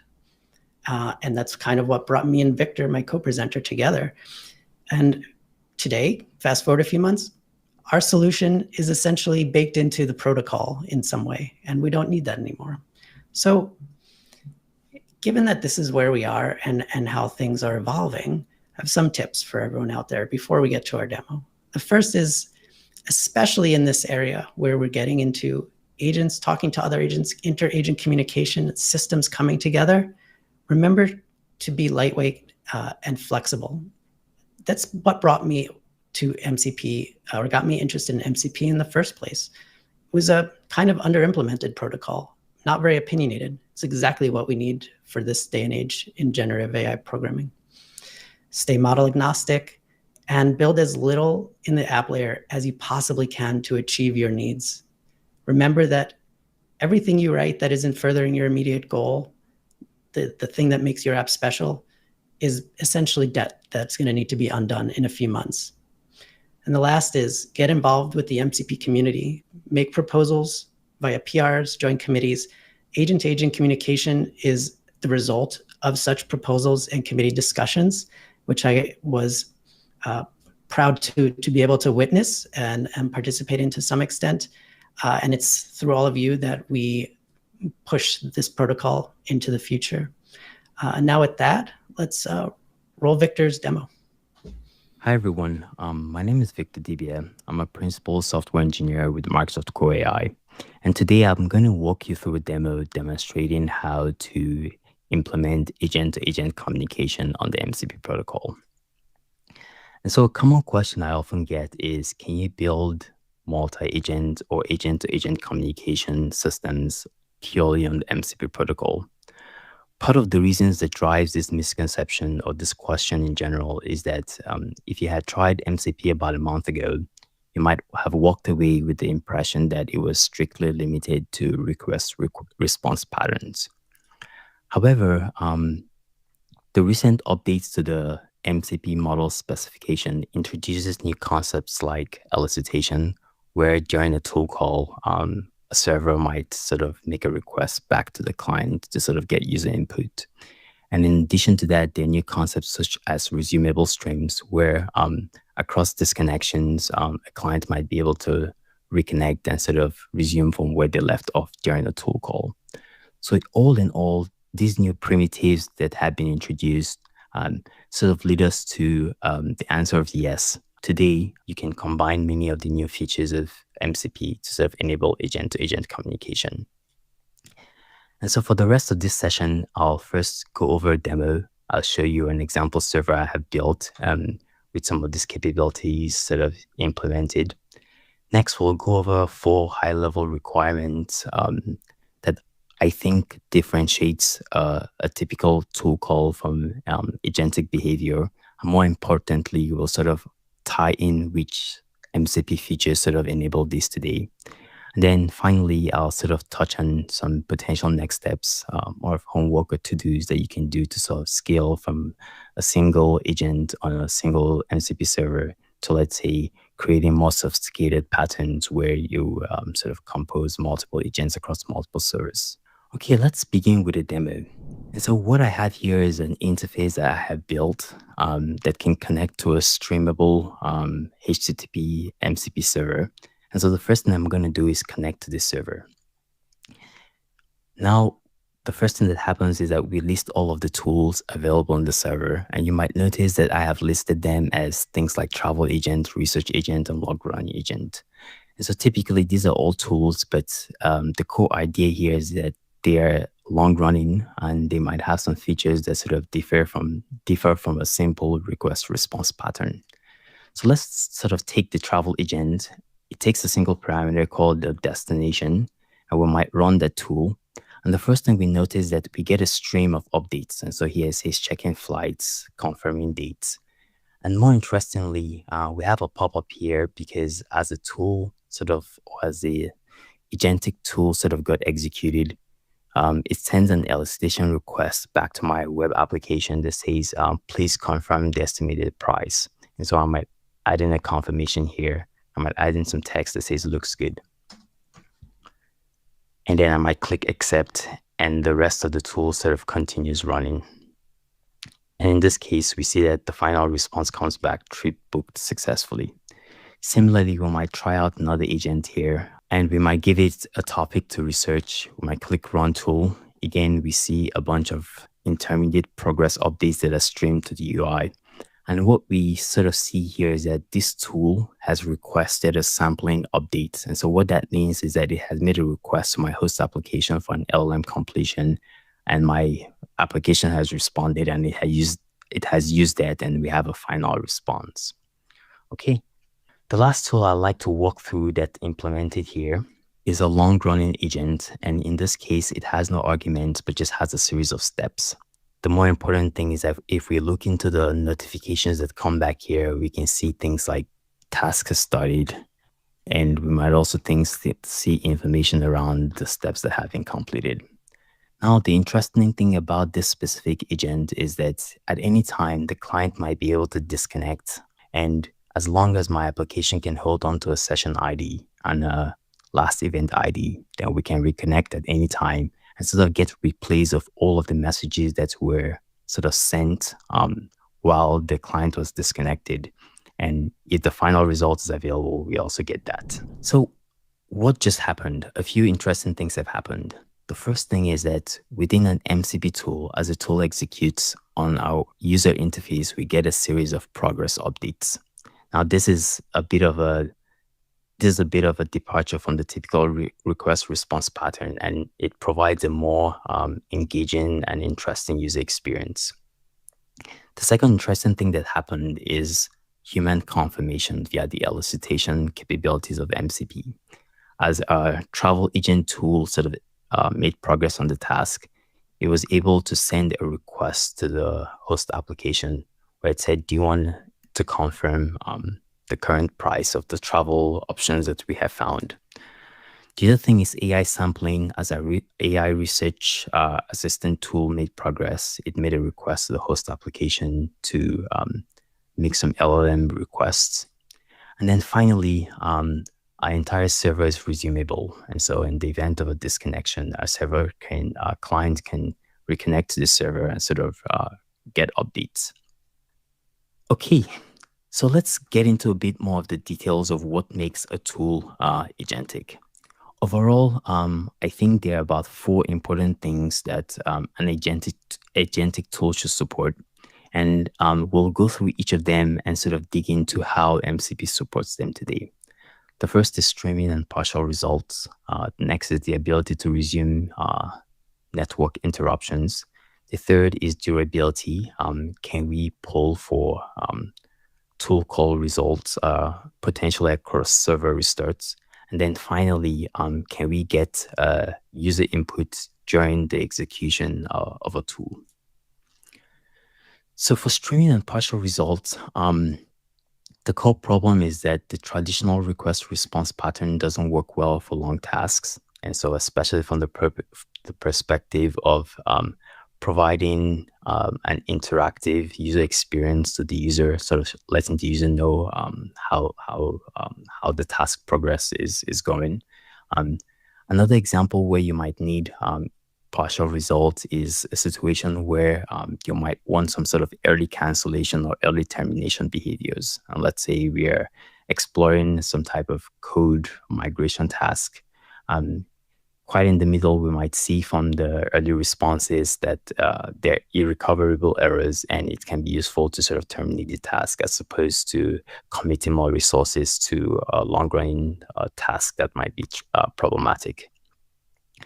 Today, MCP supports all of that. Partially for streaming updates, we can use the progress notifications.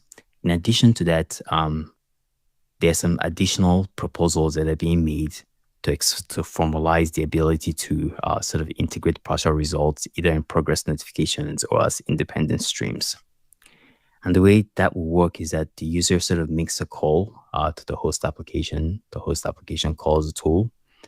And then the tool can sort of emit progress updates as the task makes progress until it's complete. The next concept that an agentic tool must support is the ability to gracefully reconnect or resume after a client disconnection. And so, for example, a task might take about 30 minutes, an hour, or even a couple of days. And in that case, it's quite reasonable for a host application or a client to sort of disconnect. And the good part is that with the streamable HTTP transport, MCP sort of supports the ability for the host application to hold on to a session ID and the last event ID. And as long as the server sort of implements an event store that sort of saves, that can save events or responses that occur while the client is disconnected, then the client can always reconnect with these two pieces of information and then sort of recover or resume from where it's left off. And what that flow looks like is as follows. The user can make a request. The host application can make a tool call. And once the host application makes a tool call, it can hold on to a session ID. And as it receives any response from the user, it can hold on to the last event ID. Now, following this initial set of interactions, in the event of a connection loss, the host application or the client can always reconnect to the server, provide the session ID and the last event ID, and all of the messages that were sent during the disconnection period are sort of replayed. The third has to do with durability. In many cases, it can be beneficial for a client to want to sort of read the status or result of a task across server restarts. And one way to implement this is to use the resource links capabilities in MCP.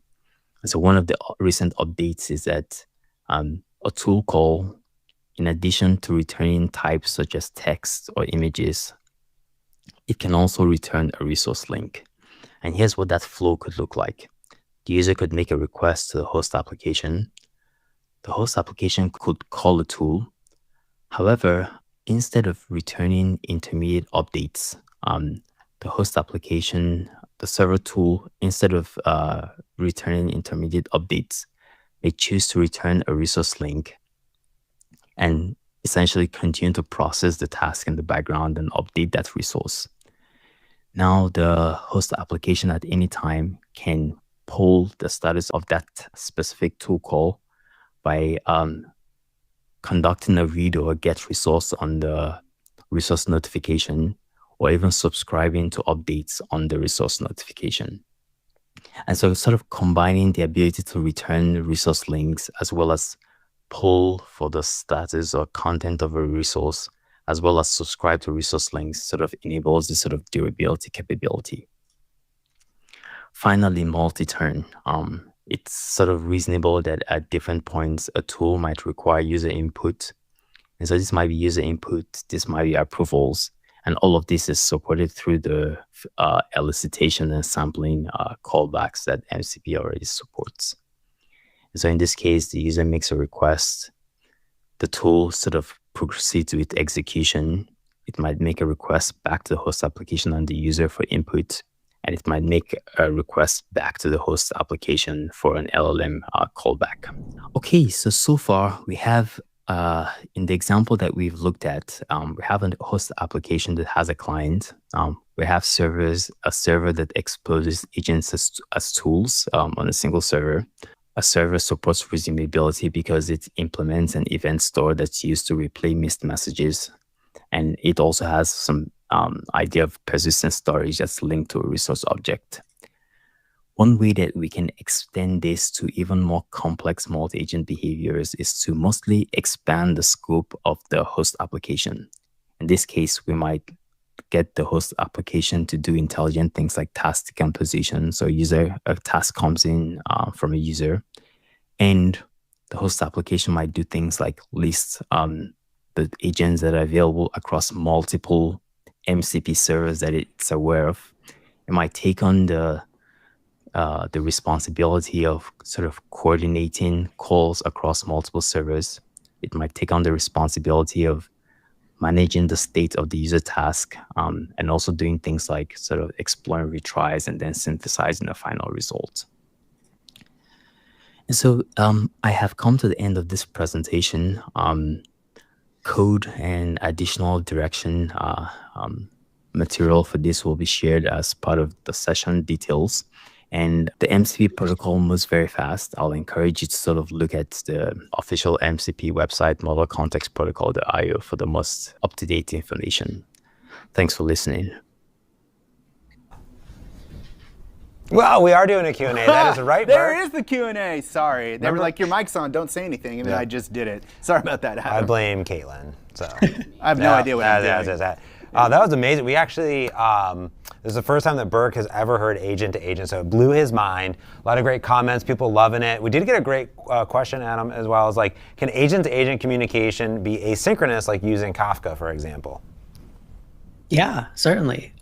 It's that's at a lower level than the protocol defines, and in fact, I think it's good practice for them to be asynchronous, since these are not people in the end. Delivery failure may happen, and Kafka and those sort of nearline systems give you great retry semantics. As you have the team have been sort of exploring and integrating and looking at agent to agent, like what have some of the main, like your main takeaways in your learning that like either have excited you or like, oh, this is like a challenge for us in development? Like what are those two flip sides of the coin basically? Yeah, it's a great question. I think I tried to cover some of this in my part of the talk, which was a little bit more philosophical, in that it became quite clear that what we've done is equip the agents with their own private version of the human communication systems, like Teams and email and stuff like that. Those are the way that agent-to-agent communication shook out in the protocol reflects how people work. And this makes sense because the LLMs are basically designed to mimic us. And so they're also mimicking our communication styles. It also makes things a lot easier because you don't have to explain to your agent how to respond in an email. It kind of understands what an email is and that it's a longer form thing or whatever. But yeah, hard, difficult things that I discovered. There are a lot. I mean, you're talking about long running tasks. You're talking about these sort of semi-unpredictable agentic systems and giving them lots of long running tasks and trying to track them and manage them and keep them all moving and isolated, right? Each one's operating in its own silo, but still you need to learn from one task you're doing and apply that generally to all the other tasks. There's a lot more that I expect in terms of progress and support in the stack for this. Yeah, it's super interesting. I had this thought, Adam, and again, this is more like philosophical, existential, but you were talking about like agents mimicking human behavior. And that's what they're doing right now with coding. But I had this thought that like code is for human beings. It's so that I can translate my thoughts into machine code, right? But the LLM doesn't necessarily need to do that. That's for humans, not for LLMs. So when it comes to agents, do they need to communicate like human beings, or is there a more efficient way to communicate? And I swear to you, I saw this tweet where somebody had agents communicating over like dial-up modem sounds. Yeah. Did you see this? Do you know what I'm talking about? Yes, I've seen this. Yeah. Okay. And again, that's like wire format. I would put it in, right? Like MCP operates on HTTP, but perhaps you want to operate in another transport under there, including like dial-up tones, if that makes sense. But that's just how the messages are getting between the agents. There's still the like, do we need code, or is there a better way for agents to get things done? I think I don't know the answer to that yet, and it's very philosophical and sort of meta. I don't think we're quite there yet, and we're still trying to fit them into our systems, because our whole world is designed around our systems, and for them to be most effective, they need to conform to our shape for now. That does make sense, and it does also make sense to me that like if I am gonna order a pizza with an agent from my local pizza place, then I want to interact with that agent. That agent's gonna have to use the existing systems that pizza place has set up, which is like a website or whatever. But the good thing is like all of this stuff exists, so these agents can go out and use this. But yeah. Anyway, I'm looking forward to your book, Adam, on how agents are gonna communicate in the future. It's gonna be really good. We did get a great comment. Let me boost it here. Boom. Wonderful presentation. Is your team hiring? We are certainly at LinkedIn. I know. So yeah, go to linkedin.com. Perfect. John also dropped some links, some great blog posts on building agent to agents and communications, how they work. If you're over there on YouTube, we'll put all the links and the decks and everything we can on the on-demand recordings right here on the Microsoft Developer YouTube. Thank you so much for the amazing presentation, and we have some more goodies coming our way. So thanks again, and we'll put all that into the links on the video as well. Very nice. All right. Do we got a riff? Caitlin, what are we doing? We're going to riff. Caitlin says riff. I have to check a pizza order. Caitlin doesn't know. We actually have a pizza order. We have a pizza order on our way. Did you order it with MCP? I did. What I did is I went in and I said, hey, we have about 10 people, the amazing, wonderful production crew and presenters behind the scenes. And I'm going to need pizzas.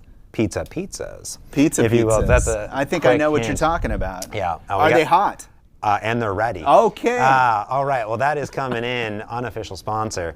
Well, we love all the amazing questions. Thousands of people have been joining in across YouTube, Twitch, and on the socials. And if you want your questions right here answered, hashtag MCP Dev Days. And of course, all the videos, like I said earlier, will be on the Microsoft Developer YouTube, which I've mentioned 1,000 times. There's a new MCP for Beginners series to go along with the GitHub repo. If you want to dive deep on that, Let's Learn MCP series or amazing community events, just so much MCP goodies going on. And we are ready to toss it over to our last session. Wow, yeah, I lost the thread there for a second. We're ready to go. Let's toss it, and away we go.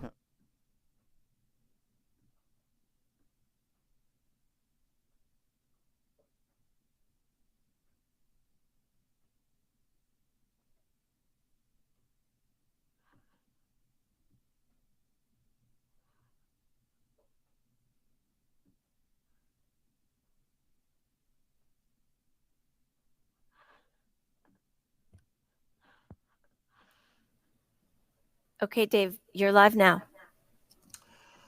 Alrighty, okay, thank you very much.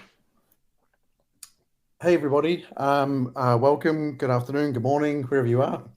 My name is Dave Glover. I'm a cloud advocate, actually based in Sydney, Australia, so it's a rather chilly morning and pretty early here too as well. So hopefully I will stick with you.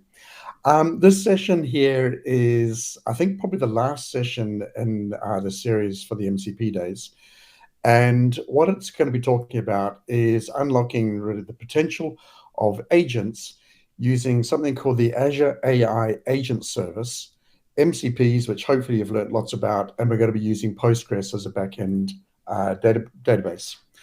As I said, my name's Dave Glover, and you can see my LinkedIn and GitHub accounts there. Now, I will have a link at the end to the resources for this session as well. So the source code and things like that, and documentation for you to play around with.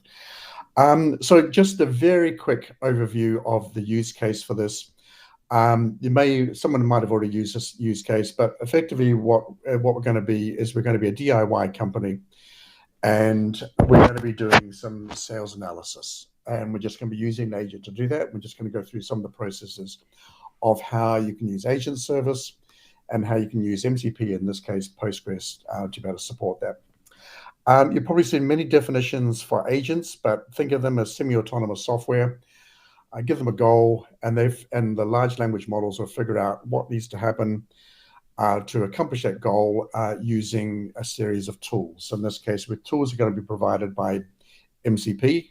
It could be looking up databases, it could be kicking off an HR process, it could be kicking off a logistics process, whatever it is.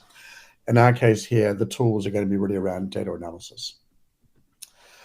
Okay, so how can MCPs help us? So if you think about the landscape and where we've kind of got to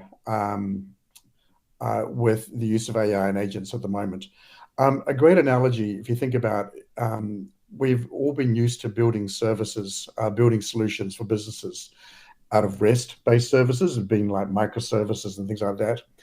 And there's specifications for doing that. You might have heard of things like Swagger or OpenAI specification and things like that. Those specifications have been around making REST-based services discoverable and calling on those services and providing authentication and all those types of things around them.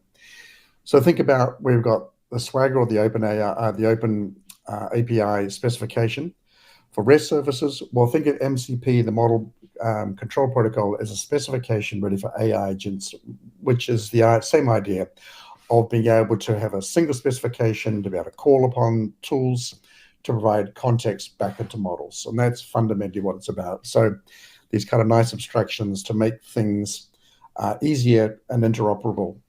What does that mean from a business perspective? Of course, it means in the same way we want to be able to build composable systems. So our businesses are more agile as our businesses grow or change. We can slot in different backend services. The same is true for building AI agents with MCP, where you're able to slot in different backend sets of tools to support your business. And that's kind of really fundamentally what the goal is behind this. So you think about at the moment, well, I guess we're getting less of the moment given it's all pretty new.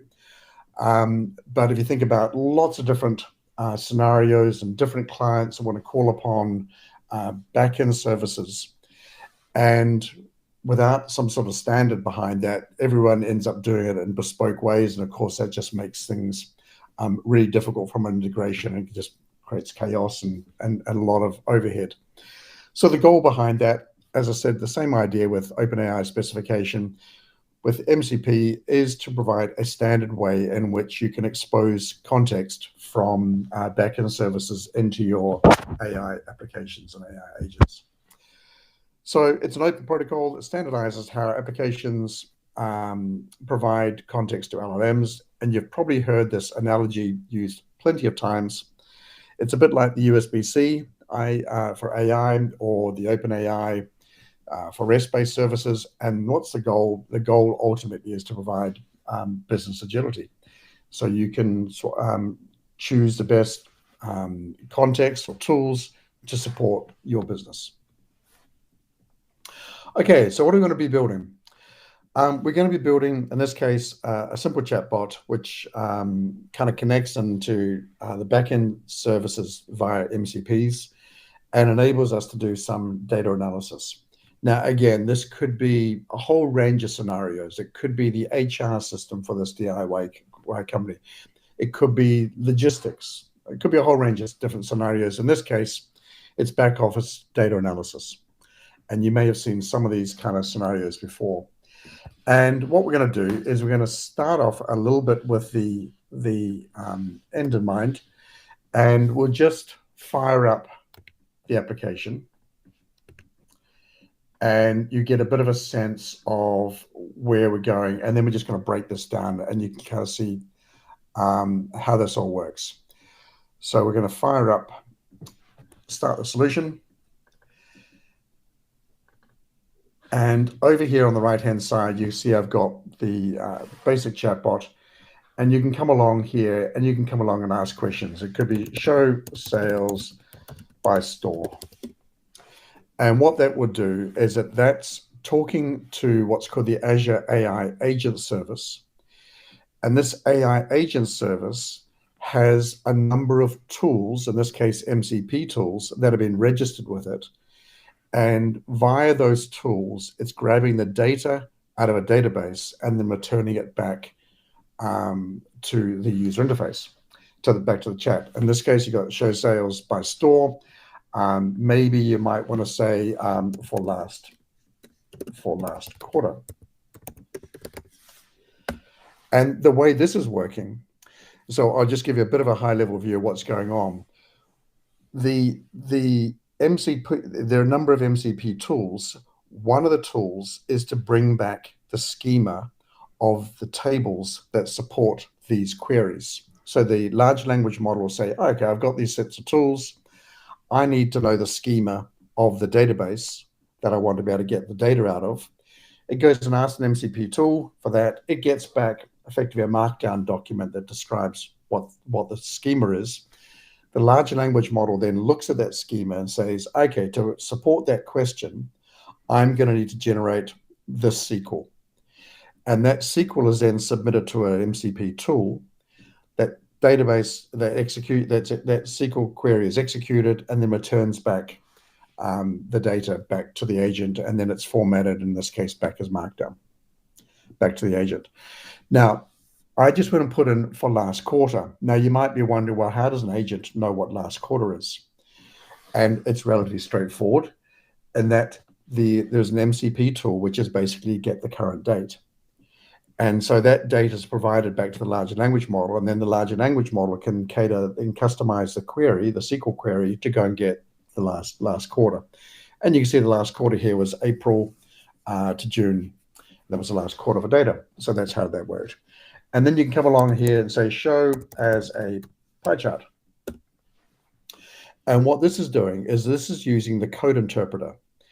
So what's happening is the large language model has the context. It knows about the sales. We just asked it, so it knows about the last quarter sales. That's great. So it's got that context. And then what happens is that the large language model goes and writes some Python code to go and generate this pie chart. So it takes the data, which has already got the context inside the memory, and then provides that to the code interpreter, writes the appropriate code, and executes it. So I could say show as a bar chart,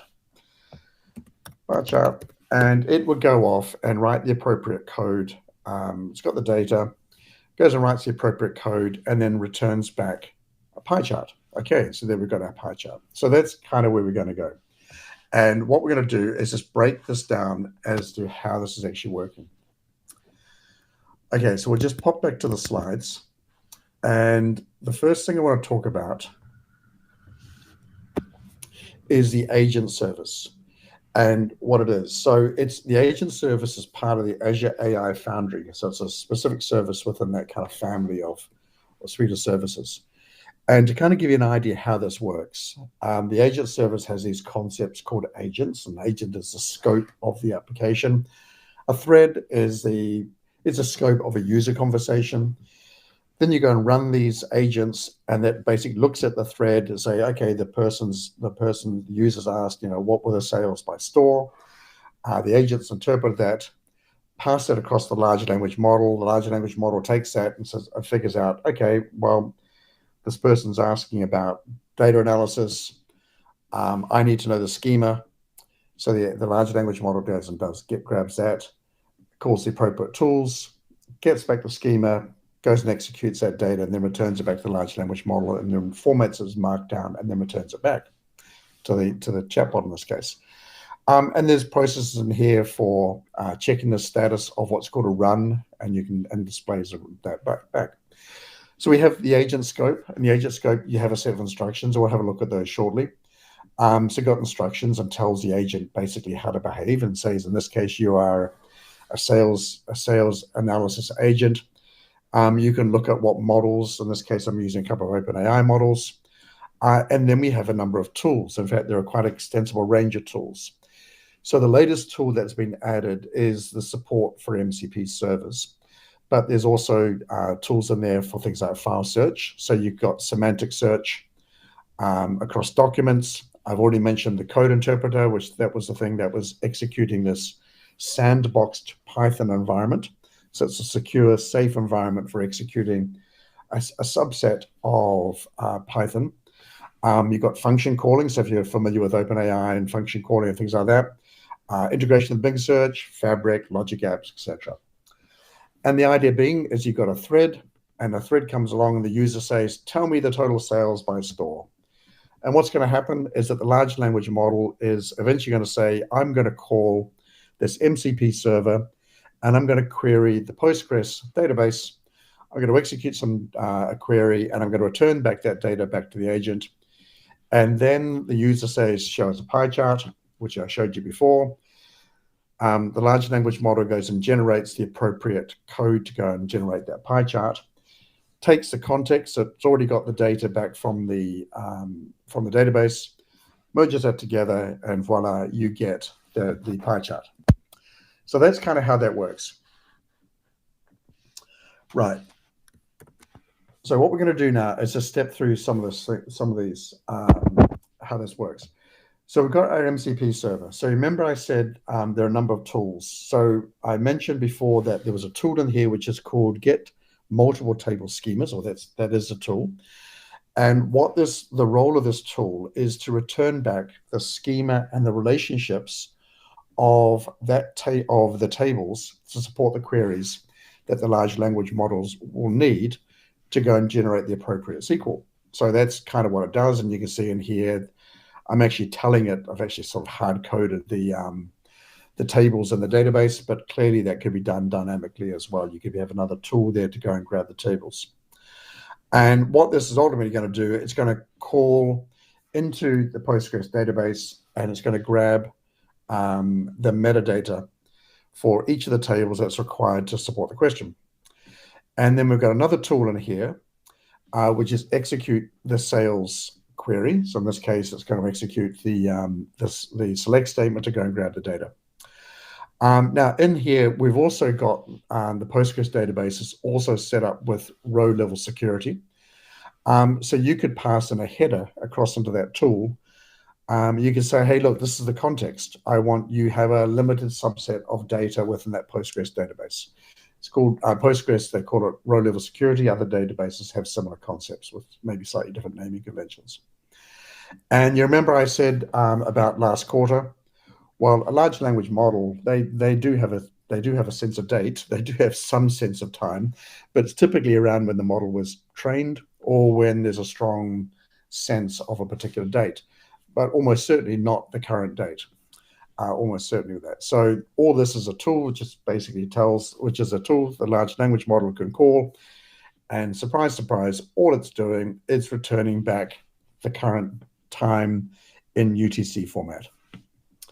Okay, so that's the tools we've got. And what I'm going to do is bring up a query. So no doubt you've already seen that inside Visual Studio Code, there is the ability to go and execute MCP servers. So what I'm going to do is I'm going to fire up, we're going to debug this. We're going to start up my MCP server, and we're going to come across, and we're going to paste in this query, which is basically telling it we're going to use the Java sales MCP. We're going to show sales by store for last quarter. And what I'm going to do is I'll go to the MCP JSON, and you'll see that I've already got this running. So let me just stop that.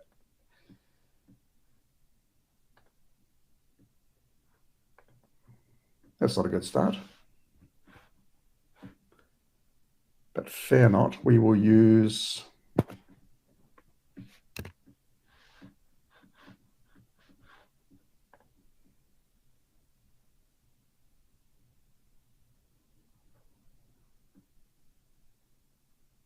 yes, it would help if I started the right service.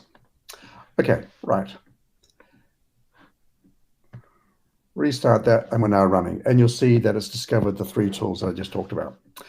Okay, so we're in the chat, we're in agent mode inside VS Code. We're going to send that through, and you're going to see what's going to happen. You're going to see the large language model is going to figure out, well, I need to know the current, to be able to support this question, show sales by store for the last quarter. I'm going to need to know what the current date is. So I'm going to execute that, and we'll see back in the response, it's come back with the current date. Back up here, you can see that the current date is indeed the UTC time. It's the 30th of July. The next thing the large language model is going to need, it's going to need the schemas for the stores, the orders, and the order items table. So we're going to execute that. Okay, so if we just look what came back from that, you can see there goes a markdown document of the schemas, and you can see, like, okay, there's a schema for the orders table. It's got orders, store ID. You hopefully get the general idea. And we'll come down here to last, not but least, this is the SQL query that the large language model has figured out we need to execute. So it's going to call that tool, and we'll see the response coming back from the MCP tool, and then we've got the data out of the database. Okay, so that's just the MCP server running inside VS Code, and you might be wondering, well, how does that relate to the agent service?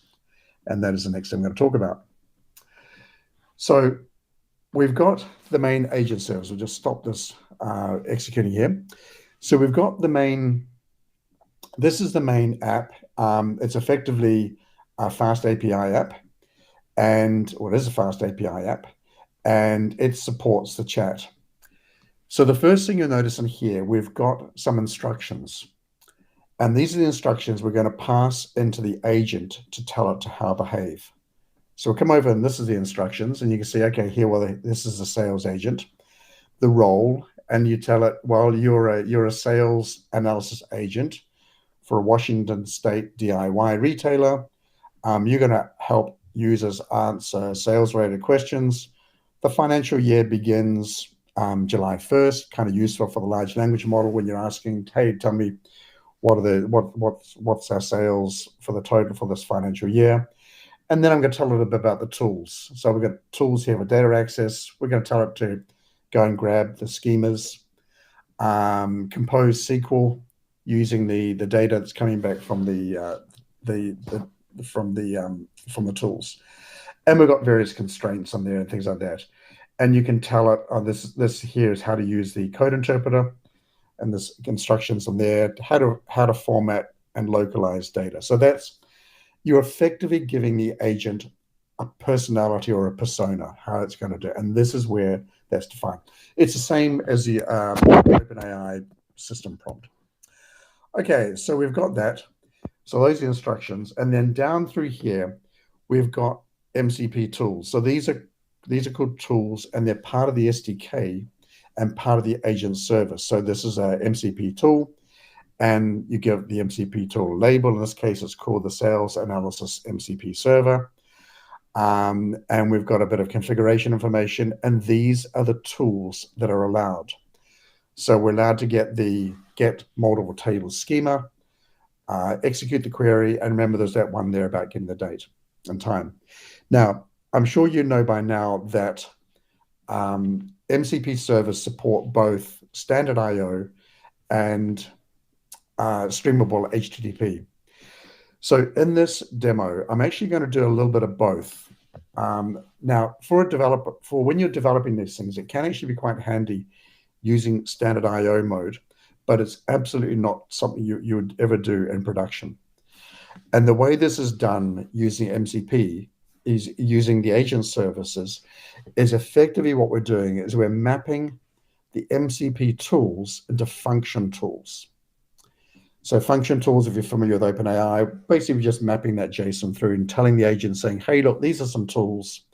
And then behind, there's a bit of Python code, which effectively maps that function call back to an MCP call, then back to the MCP server. But in production, you would absolutely not do it like that. You would do it with HTTP streamable, and you would deploy it into a container and put it into Azure. But for performance reasons, particularly while you're developing these things, it can be quite handy. So the MCP server that I'm going to provide access to, it's a hybrid MCP server. It does standard I/O and streamable. So what we're going to do is we're going to kick off and start the service, the agent and the MCP server in standard I/O mode. Okay, so that's now running. That's now firing that up. And what I'm going to do is we're going to pop across and we're going to go into the agent. Not that one. Hopefully that one there. Okay, cool. So this is the agent, and that's now running that I've just kicked off. The other screen or debugging was for the web client. Okay, so we've got a web client over here. What we're just going to do is clear that out, and we're going to ask the question. We're going to ask a question here: sales by store. And you'll see what's happening. I'll just make this a little bit bigger. Is that the agent kicked this off? So the agent is kicked off effectively a runner, and it's queued, and then that goes, and then eventually that thread and that run it becomes queued, and then executes. So it becomes in progress, and then there's action required. And the action required will be, hey, look, I need to go and get the table schema. So you can see one up here. The action required here was to get the table schemas. And then the large language model got the schemas back. Then the next action required was to go and execute the query. And you can see here, I know it's not the easiest to see, but you can see there goes my select statement. And that was what was executed. And that's how the data's come back. Okay, so what I'm going to do now is show you how you might want to go and do this in a real environment. Now, I'm going to kick off another set of apps to support this. So what I'm doing now is I've started the MCP server in HTTP streamable mode. Now, you might be wondering to yourself, well, why did you just do that in the first place, given that you're going to want to deploy it like that? And that's a valid question. The reason you probably want to do it is that there is a performance overhead. Now, the way that this works is that the agent service is obviously, or maybe not obviously, but it's a cloud service. And I'm running the MCP server locally. So somehow I need to better tell the agent service to call the MCP service on my local system. Now, the way that I'm doing that is I'm using a dev tunnel. So that dev tunnel is effectively saying I'm effectively making my MCP server appear as if it was a cloud deployed MCP server, but it's not, it's local. And why that's useful is it means you can obviously go and debug it and put breakpoints into your code and things like that. So in fact, why don't we do that? We'll come over here and we're going to put in one for getting the schema. So we'll put a breakpoint in there and we'll clear this chat. And what I've got already is I've set up a tunnel. Now, hopefully that's still running. And if it's not, we'll have to restart it. And I'll do sales by store.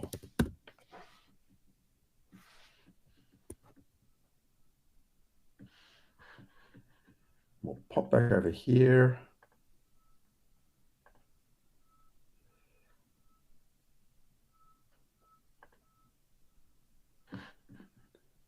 And apologies for the lack of screen real estate, but this is not the easiest demo to do when you don't have a lot of screen. Now,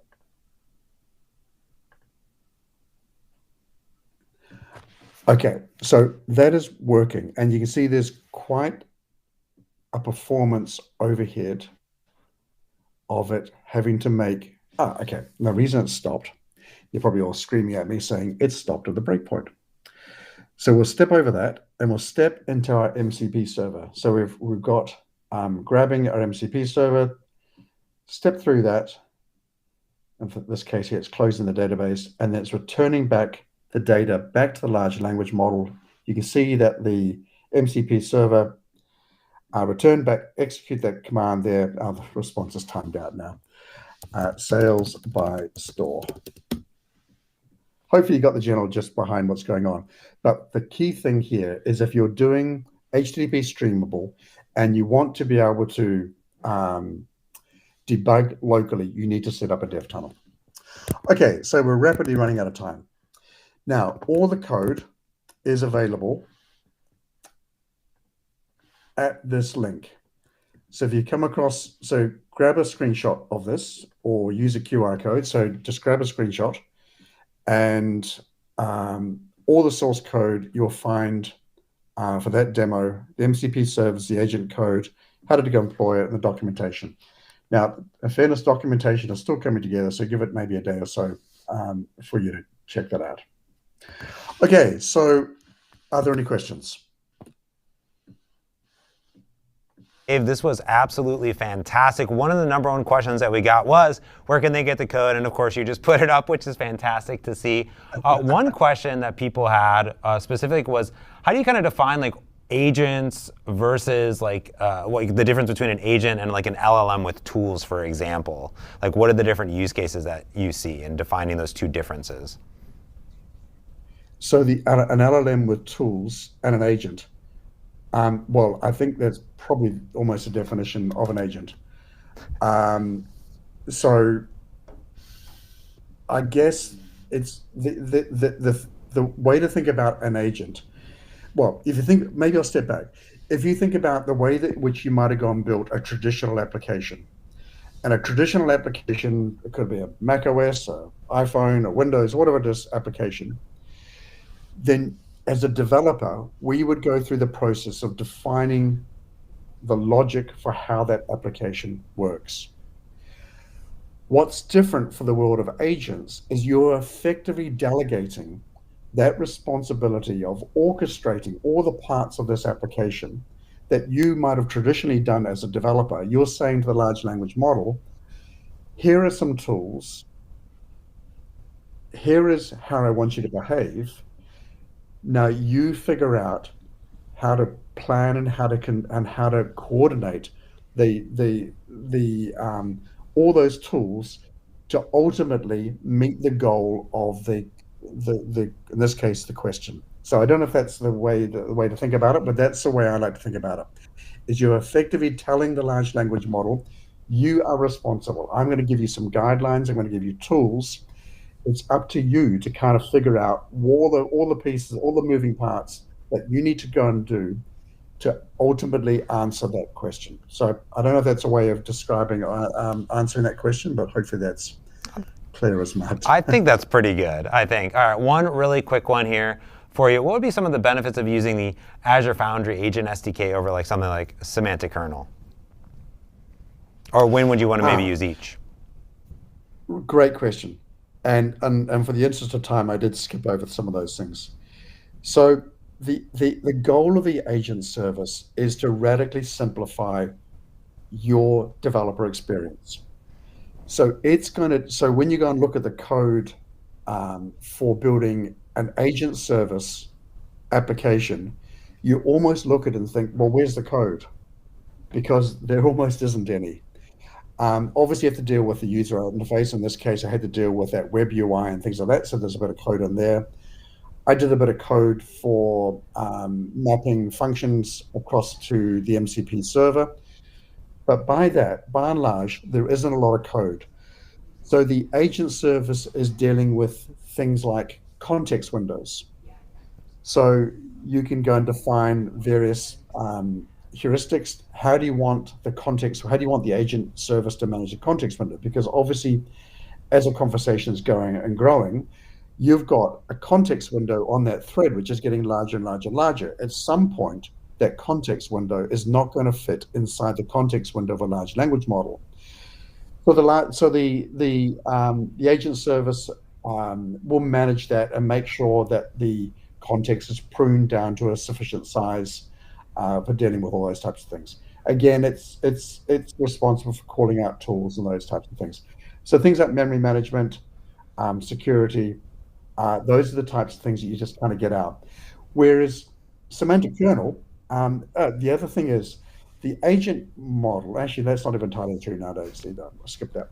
Whereas semantic kernel is a little bit like LangChain or those types of things, where you're having to deal with a lot more of the logistics and the code and the various frameworks that you're kind of responsible for, running those inside your application that you need to kind of manage. So you're effectively outsourcing and making it much simpler to go and build an agent using the agent server. So hopefully that's a reasonable definition of why you might want to choose one over the other. The semantic kernel might just give you more flexibility. Yeah. But you can do an awful lot with agent service out of the box.